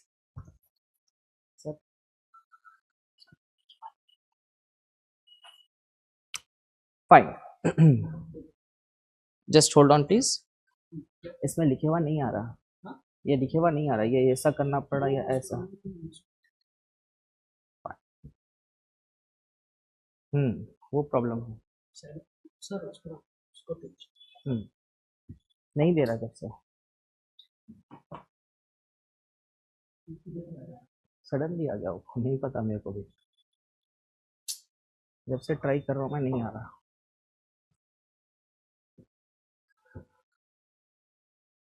direct यही दिया होगा open करते की, discard.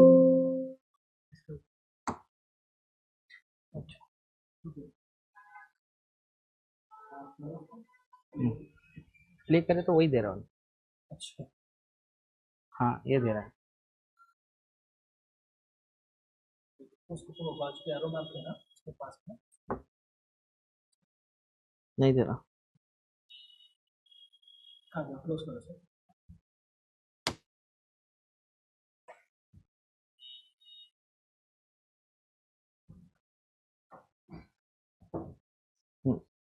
Option नहीं दे रहा. Okay okay, इसलिए ऐसा होता है.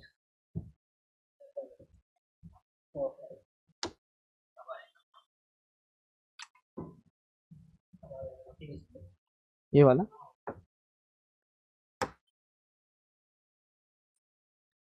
एग्जिट करना है तो सर, एग्जिट करना है तो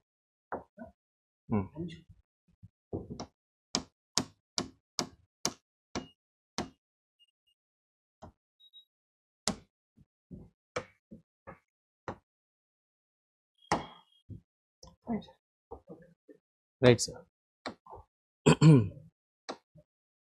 Okay. Right, sorry dear students, there was some technical issue, so that's why I paused my work and now I'm back with this part. Okay, chalo, let's come back to the point. So let me see your messages first. Okay, fine. Let's start with today's session. Sorry for the disturbance. Okay, now coming to the point, so I was talking about the bulb. So bulb was introduced by no doubt Thomas Alva Edison. He has tried many times and finally you are able to experience the bulb in nowadays. But nowadays you are actually experiencing the LED. But if you are the generation that you have seen, you are also the generation you have also seen the bulbs also. Nowadays that bulbs are being used very rarely. Nowadays LEDs are used very frequently. Coming to the point, as bulb is a basic factor of the current electricity part or electricity part, we will study about that case, how the bulb works, all those things we are going to look into it. Point number one, so what does the bulb consist of? What does the bulb consist of? So we can say the bulb consists of the following things. Actually this part you are able to see here, the top side, this layer that you are able to see here, this is actually taken as a glass bulb, which is made up of completely glass. It is actually made up of completely what? Glass. First I'll explain, then I'll see your doubts. Okay. Secondly, whatever the inside is there, so this is nothing but there will be a glass filling completely empty wala space, and inside this factor is nothing but tungsten filament, which we have studied in our very last session. What does the bulb consist of? The bulb consists of the tungsten filament, and tungsten filament has what? High melting point you have studied. And as I was saying, you majority of the students were saying that they studied in their 8th class and they still remember. That's a very great thing, and I hope from the last session who were not familiar, they are right now, I think they memorized that part, that the bulb consists of a tungsten filament whose melting point is very high.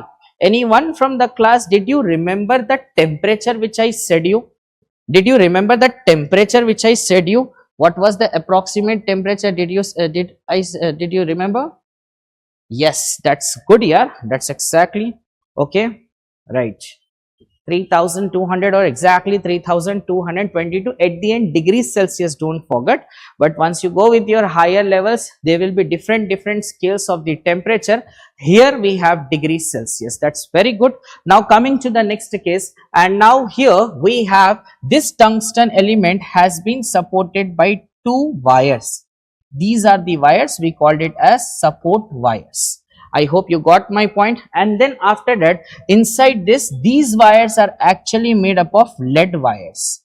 What it is made up of? Lead wires. Okay, then after that I can say, then we called it as Dumet wire. This is Dumet wire, means actually this is a wire which actually binds the vacuum completely. It binds the vacuum completely means inside the bulb we do not have air, we have nitrogen as well as argon will be present here. So this particular Dumet wire will pack completely the vacuum. This inside part is actually mostly we say it as a vacuum that will pack it. For that purpose we use the Dumet wire, and then for fixing it we called it as a stem, the bottom part of the Dumet wire, and then finally this is a cap which is being fitted onto the bulb glass.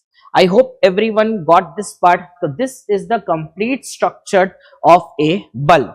And now let us come back to the point, what exactly this bulb consists of. Let's see here. Thomas Alva Edison has invented the bulb, who observed an electric bulb. Now you will find very thin wire inside it. So thin wire inside it means what it is talking about? It's talking about the tungsten filament. Now you will find out sorry, you will find out very thin wire inside it. This wire is made up of tungsten and is called as filament of the bulb. The filament of the bulb is nothing but tungsten. Whatever I have discussed you so far, that is what it is written here. We will see one by one in the point side, and all at the end you should remember all the factors of the bulb. Once my slide is completed, then I will see your messages directly. Coming to the next case. The properties of tungsten ensure that while the filament gets white hot, it does not melt. That's the point, very, very important point. White hot in the sense, as you increase this temperature, what happens, this particular part will become, due to the increasing of the temperature, due to the flow of current, the temperature inside it will go on increase. White hot is nothing but the hottest color that you will be experiencing. Till that also, the filament which I was talking will not get melted, as everyone is familiar. So white hot temperature might be in between, not sure, in between 1500 to 2000 degrees Celsius. But you know what's the tungsten filament temperature? Around 3222, which is very, very high. Coming to the next case, it does not melt. This tungsten wire is twisted around to form a tight coil. Let me take, this is my tungsten wire and this has been twisted. So it is being twisted in this way. This tungsten wire is actually twisted in this way. I hope everyone got this part. So now that is what this tungsten wire which is fitted inside this part is actually twisted in this way and form a tight coil. Is it forming a tight coil or not? Yes, this is actually forming a tight coil. Nextly, you can say, as this wire is thin, remember tungsten wire which is actually considered as a tungsten filament, that will be very thin, long and heavy. It is supported by two thick and stronger wires. You can see this tungsten is very thin. It is being supported with two thick and stronger wires which is actually connected back here, and that connected back is nothing but your lead wires. I hope everyone got the clear idea of the bulb. So let me see your doubts now one by one. I'll just see your messages now.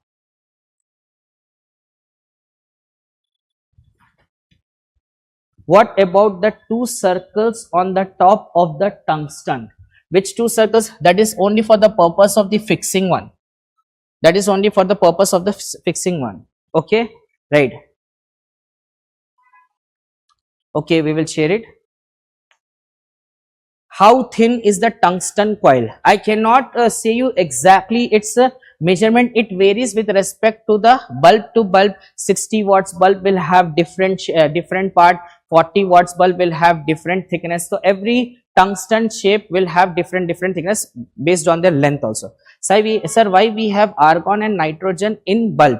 Basically, argon and nitrogen inside the bulb is basically whatever the gas filaments are there, that whatever the vapors are there, that will balance this part.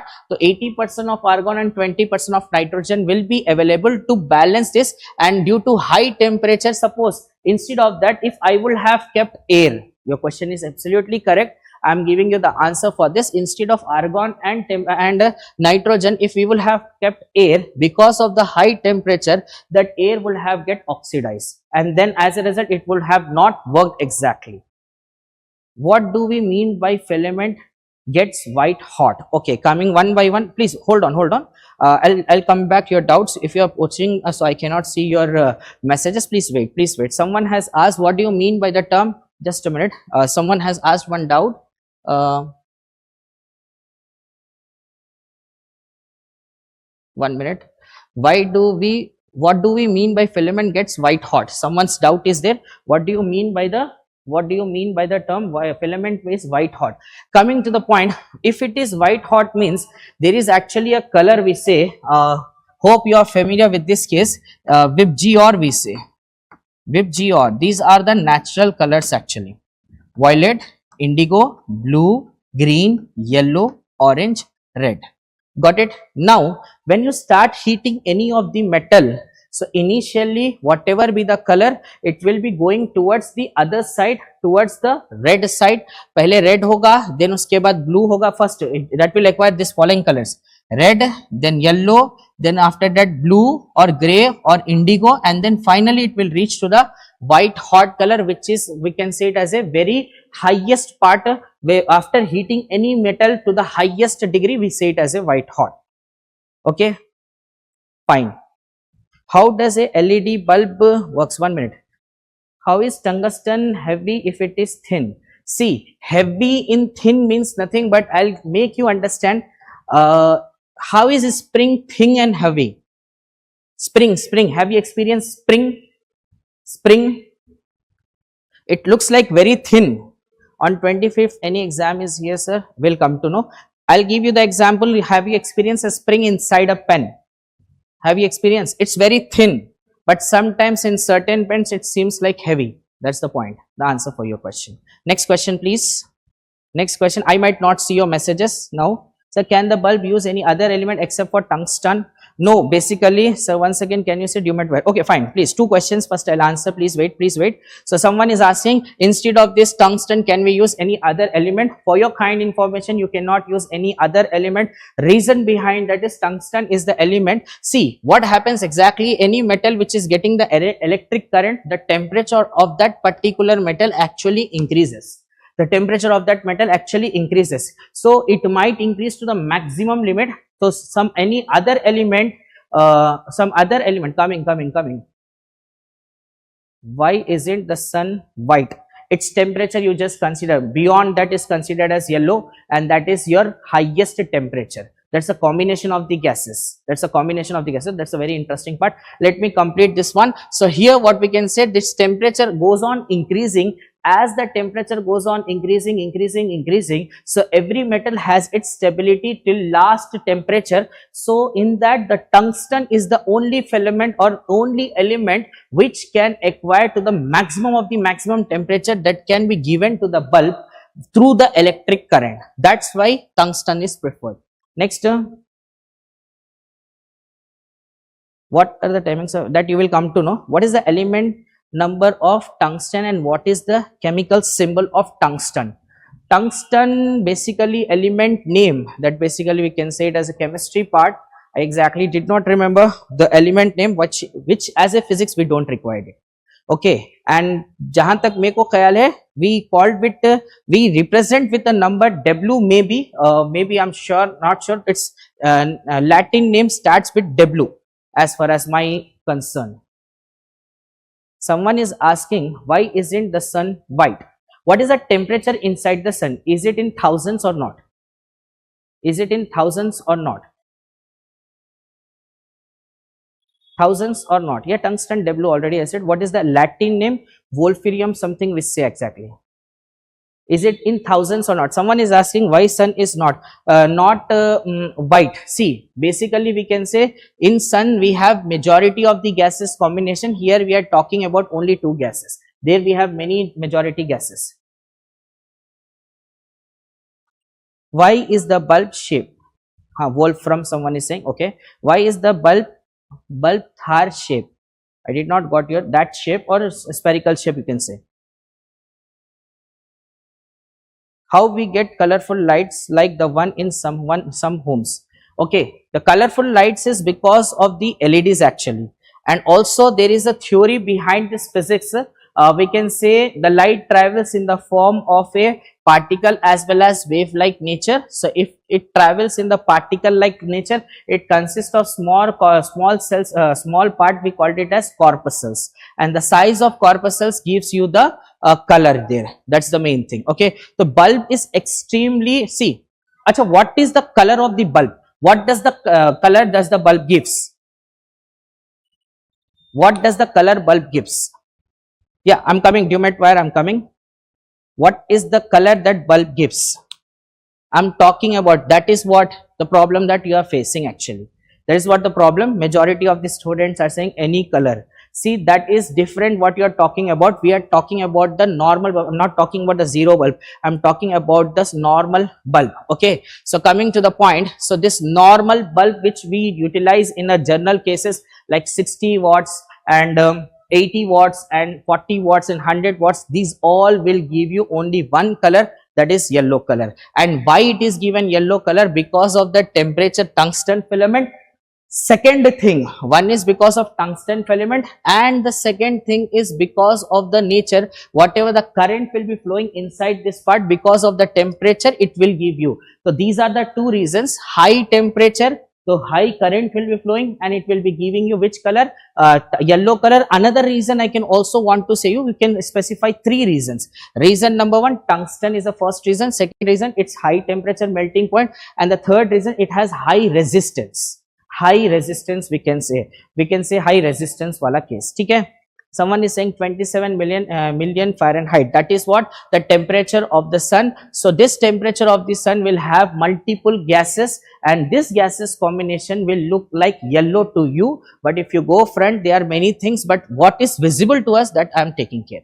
Understood? And someone is asking about Dumet wire. So Dumet wire is nothing but a wire which is actually used for packing this part. Inside this, whatever this part is there, now you are able to see this red color. This is used for completely packing. So for the packing, what happens? None of the gas might escape from this particular part, or none of the gas should enter from here to here. Indirectly, air should not go from here to here. For that purpose, this packing part, we use the wire. We called it as Dumet wire. It is like something like we take the wire and wrapping like this now. So in that way only we'll be doing the same case, wrapping, bracking, and the small hole will be there, that will be completely fixed, and at the down we'll just make it a cap. That's the thing. Hope you got it. What about other students? Everyone understood this part? Hi Anna. I'm able to see your messages.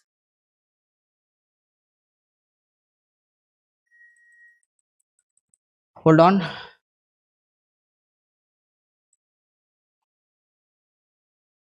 Just a minute.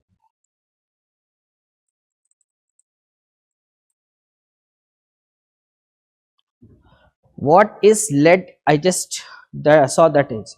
What is lead? I did not got. Lead? What is lead? That much only the question I appeared. Can metal melts? Yes. Okay. What gas the bulb consists of? Nitrogen and argon? Fine. What is a stem wire? Someone is asking. This is a wire basically you can take here. I'll give you one simple example for the purpose where you will be using for that stem wire is a kind of a very thin wire which actually be using for the packing fraction. And also one more thing I'll say you, in your real life where you will be using that stem wire. It will be very thin. If you wrap that complete factor, multiple coils, multiple turns also if you wrap, it will be very less. It is not used for the conducting purpose. Okay. Do we get MCQs in exam? That you will come to know across. The team will say to you about that part. Sir, why spherical shape for bulb? Why not square shape and rhombus shape? Spherical shape will give you the color, whatever the brightness will be there in all the shapes. The rhombus and as well as the what we can say rectangular shape will block that intensity of the bulb. So due to that reason, it will expand in all the cases with same intensity. That's why spherical shape. Why are LEDs so small? LEDs will required instead of this tungsten. Someone is asking, that's why I'm getting here. I'm getting back to this case. So point number one, LEDs are used with the semiconductors, we say. And semiconductors, we are studying right now what? Conductors and insulators. Everyone knows what do you mean by the term conductors, which allows the current, and insulators which does not allows the current. So in LEDs, there we called it as an element, we called it as semiconductors, which may or may not allow the current. Okay, I hope everyone got this part. Right, everyone completed? Okay, shape of the bulb, just now I said. Someone is asking to explain it again. Okay, now coming to the point, I'll just take this case. I'm just saying the rough points here. It was invented by Thomas Alva Edison, and the second thing is it's a very thin wire inside it, which is we call it as tungsten. and it's also called as filament of the bulb. Okay, next after that, the properties of the tungsten is nothing but till that while the filament gets white hot, okay, the one of the property is nothing but it gets white hot here, it does not melt, and tungsten wire, it is actually twisted around the bulb, and what you will be getting, it's actually thin, long and heavy. So thin, long and heavy wire which are connected right over here to support this tungsten, and this is being connected by means of a lead wires. I think everyone got this part. How do LED works? There is one chapter in your 12th, we call it as semiconductor devices and circuits. In 12th, that to last chapter, there you will come to know, to understand the concept of LEDs, you should be coming across the diode, which is not there in your present syllabus. Even in your 11th, you will come to know in 12th directly. Okay, let's go for the next one. Let's go for the next one. Do you explain about the colorful light? Colorful light is nothing but, I'll give you one simple example. Different wavelengths of light will give you colorful light. 2 points, particle like nature and wave like nature. Light travels in particle like nature according to Newton corpuscular theory of light, and corpuscles we called small packets, we called it as corpuscles, and the size of the corpuscles will actually give you the color as per the particle. Next after that, wave theory of light, it travels in the form of wave, and the color of the light will depends upon the wavelength as well as the frequency. Okay. Why is tungsten twisted? So huge amount of current, if it is flow directly, it will go, and the fraction of seconds will be very less. That's why it's taken twisted, to take the time for a current to flow through it. If bulbs are yellow, why do we feel them as if they are white? In which case you will be feeling it as a white. Now there will be a controversial question that yellow and white. When you come with this part, when you start heating, the last case of the heating up temperature is actually white only. That's the thing. Yes, I want to go for the next topic. Are you okay with your doubts?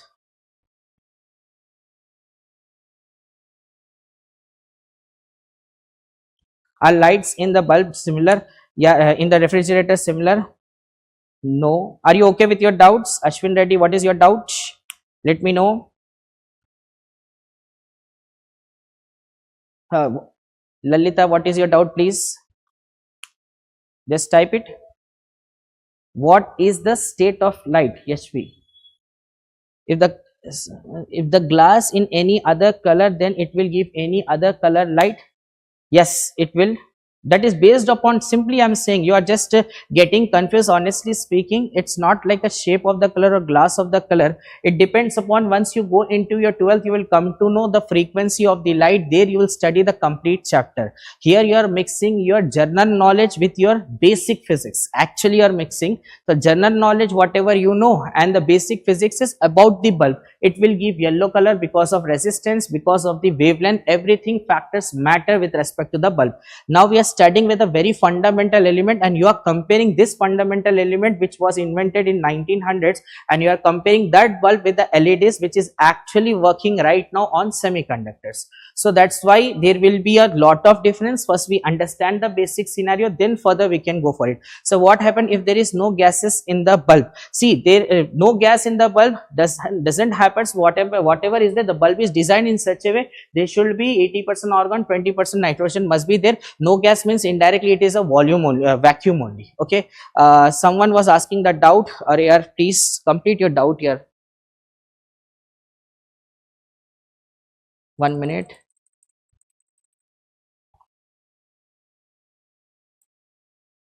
Why do we use glass for a bulb? See, whatever the glass, you are thinking that this is a normal glass which you will be taking for the drinking water and all. No, the glasses are also many types. Okay, this generally, as you are a 9th standard student, just saying that this is a glass. This is nothing but there are many types of glasses in which the borax glasses actually we say. Okay. Why does the glass break when even, okay, different types of glasses are there. Just you remember that there is a glass. What kind of glass is there, that you will come to know across once you study in your 12th class about different types of glasses also. Okay na? Okay. Why only nitrogen and argon? Why not other gases? The experiment, see, why Thomas Alva Edison has experimented directly first time only and he gave the answer, or he performed his experiment for more than 1000 times? for more than 1000 times? Yes or no? Straight line. What is the state of light? It will be straight line. Okay, right? So just this is a time we need to think. Will the exam in the last be harder than the worksheet? I don't think so. Yeah, I'm not setting the paper. The paper will be setted by our central office team. They will be setting the paper. Okay. He's from Germany. Which country? Okay, that much knowledge we don't require. Let's come back to the point. Okay, chalo, next part about the bulb. I think till here everyone is clear with about the bulb. Just we started with bulb, student ended till LED here. Okay, now many questions. Okay, let them clarify. No issue. Okay, I'm not getting fed up. Don't worry about that part. I will be dealing with n number of questions, but these are very basic questions. Okay, Dumit wire. Someone is asking. The wire is used for wrapping the bottom. Simple point. The wire is used for wrapping the bottom side of the bulb. And for what purpose? To pack none of the gases should go from atmosphere to inside the bulb. That's a simple one. Okay. Now coming to the point. See, physics means almost doubts will be heavy doubts. Physics means almost the doubts will be heavy doubts, and if it is not cleared very perfectly, you'll face lot of difficulties. Many questions will arise. Many questions will arise. Okay, now coming to the next case, I would like to proceed for the second part. Now, one of these thick wire is connected to the metal case at the base of the bulb. You are able to see in the diagram. So these thick wires is actually connected to the base, which is actually metal case. You can see this part. This is your Dumit wire and this is your cap. Here connected to the base of the bulb, metal case at the base of the bulb. This case you are able to see is nothing but a metal case, whereas other is connected to the metal tip. You are able to see these thick wires are actually connected to the metal base as well as one metal tip. You can take this actually, sorry, and this is the metal tip.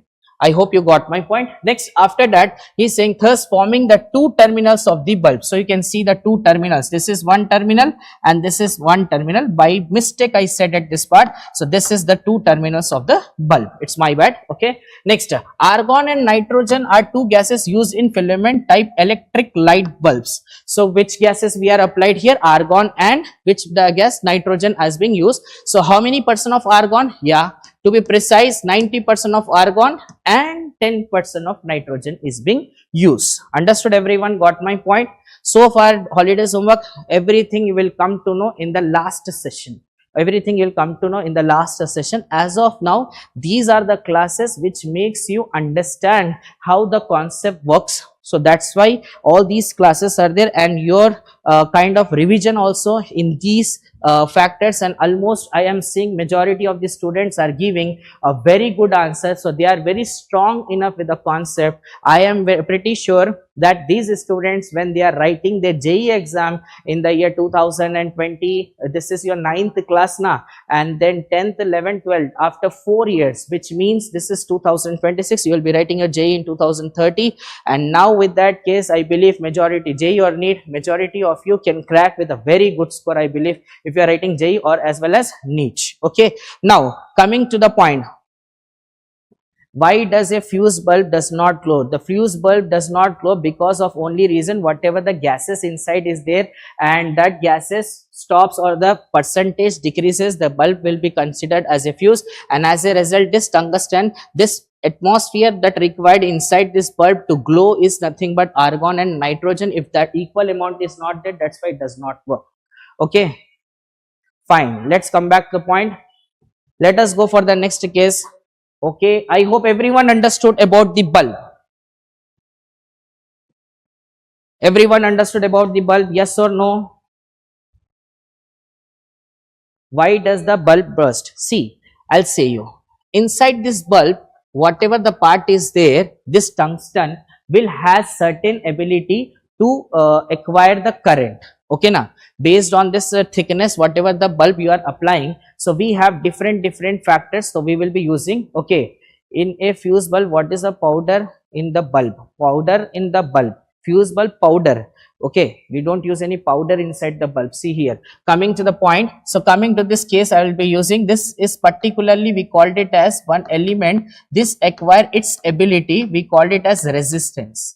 So that tungsten has certain ability to take the current, whatever the input you are giving, and if the current is limited what the required part is there, till that only it will take the current. If it is more than that or excess of electrons, excess of charges are going, the tungsten filament has certain limit to acquire the charges. If excess of charges is going, then the bulb will not work. That's the thing. See, you are asking the practical understanding how this is not a thing like the bulb is not made at your home directly. It is made inside the factory under certain restrictions. There we will be preparing the bulb. Now you might be thinking, how can we put the gases inside that? There is one procedure there you will be doing. So you cannot think whatever the practically done in the experiment or whatever the practical experiment done in the lab and at home, you are comparing both of them. So this mindset you have to come out, that is done in a lab. That's the thing. Okay. How does the gas enter when the gas glass is fully covered? Initially we maintain the temperature, the gas inside, whatever the gas is there, we take it and keep inside the tungsten. We maintain that part. Okay. Some more messages. Okay. So many doubts. I hope everyone is clear with this part. Okay. If two bulbs are connected in one circuit, which one will glow brighter? For your kind information, the bulbs connected in circuit might be series combination as well as the parallel combination. So if it is series combination, it might glow in a different way. Parallel combination, that you will study in your higher classes. I can answer you now itself, but as of now, what is there in the syllabus, accordingly I am answering. Okay, let's go for the next case. Shall we proceed? Shall we proceed for the next part? Everyone understood for today's session bulb? All your doubts are clear?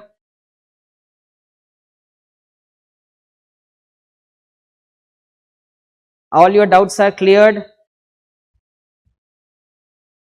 1 minute, I cannot see the messages.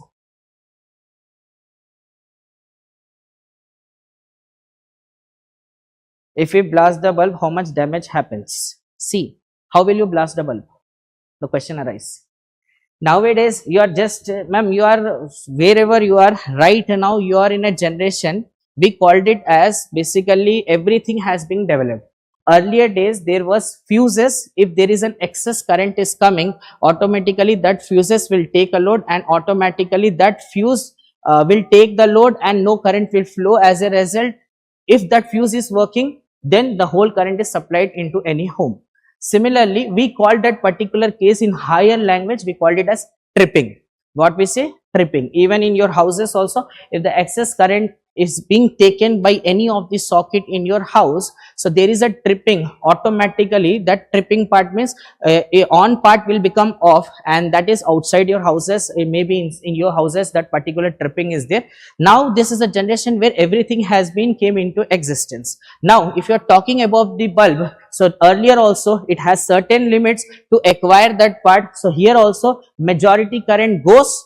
If suppose majority current is excess, then there will be a tripping and the bulb does not works. So we cannot, if we are giving excess current, the automatically bulb won't say it as a blast. Excess current means due to very high temperature, very excess current, high charges are there or high electrons are transferred to the tungsten, then only there is a possibility of blast, and that damage won't affect a lot. Just a noise will be not louder, because which gases are present? Argon and nitrogen. That's it. Okay. Any other doubts? In this, almost our whole class is gone, but I want you people. Why tungsten? Because of high melting point. Sweet and simple answer. Some students are asking why tungsten is being used. So because of high melting point. Okay. 1 minute. But when the outside of bulb glass breaks, at that time the bulb will not glow. Yes, no, it won't glow. Someone is asking, why did we stop using bulb and start using LED? Current matters. Current matters, because bulb will take excess current, and if more current is taken, automatically what happens? The electric bill will be more, but LEDs are efficiently used and it will take less current and less power is utilized. As a result, less power means less electric bill. Can this electric bulbs blast in contact with of LPG? No. Support wires are made up of metals. Yes. Next topic. Why these metal caps? Why not plastic caps? If you give a current to this particular case, metal caps means only then only this will be connected to the current, and as a result the current will flow through the metal caps. If it is a plastic cap, it is an insulator, it does not allow the current. If no, it is not allowing the current, no charges will flow. If no charges will flow, tungsten will not blink. What is cheaper, bulb or LED? Depends upon your requirement. Depends upon your requirement. LED of 3 watts, for 12 watts, all those watts, whatever the LEDs are there, they will give more brightness comparatively with the 40 watts of bulb. So LED bulb is actually cheaper, but LED, because of the semiconductors used inside that part, will be costlier comparatively. Okay, next, almost our whole class gone in this bulb only. I wanted to go, but these students' doubts are there. Okay, why does the filament melt when too much current flows? See, in this case, there is one topic which you study in your 12th. There is, we call it as resistance, which I already said you. It is actually directly proportional to temperature. As the temperature increases, resistance also increases, which in turns here the current will increase, and if the current increases, the tungsten temperature is directly increases. Okay. Why not copper cap? You can use it, but I said, you know, Thomas Alva Edison has performed the experiment more than 1000 times and he got succeeded. Maybe in 881st time he might have used aluminum cap or copper cap, right? Okay, fine. Then why bulbs are connected in parallel instead of series? I can give you the answer for this, but this is a high level concept. Yes, of course, in only the doubts, but anyhow our topic is up to the mark. We are one class ahead, don't worry about that part. Okay, don't worry about that part. So someone is asking, why do we use the household in a parallel? In parallel the voltage will be same. If you connect all the household appliances in parallel, so voltage will be same, whatever the voltage flowing, due to which whatever the current supply will be there, voltage supply will be there. If it is same, so everywhere will get the same voltage and same input, anywhere you can utilize it. If it is series, then every time we need to give a new network, new connection.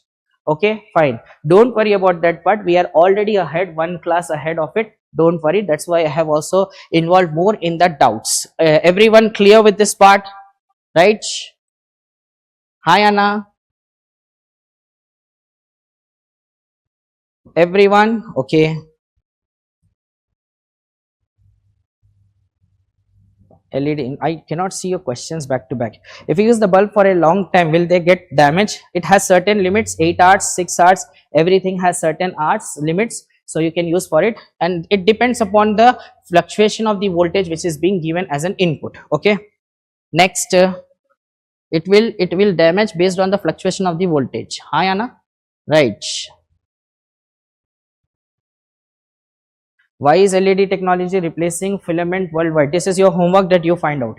In a national level, it needs your engineering level, and right now AI is also available. You can just like, why means I can say you simple part, semiconductors day by day. Why AI is growing day by day? Reason, because of the semiconductors, transistors, whatever you are using. That is very high topic, but the question came, that's why I am answering this part. Okay. Semi any metal which has high another melting point, high melting point. Finish. Any high melting point, no other metal. Okay then, so this was our today's session. I enjoyed asking, just clearing your doubts today. I'll say you what we have actually completed and what we are going to do in our next class. We are going to study about the electrical circuits in the next class. So we are ahead of the point, no worries. But as far as my knowledge concerned, I believe all the students have cleared their doubts, whatever the respective questions were there, whether it were related or non-related or beyond this, all those doubts almost to my knowledge which I have seen, I have already cleared, I believe. Yes or no? Yes or no, please let me know. Okay then, so today we'll end our session here only. Today we'll end our session here only. So we'll continue the rest of the part in our next session. I enjoyed learning with you people today. Hope you enjoyed the same. Thank you.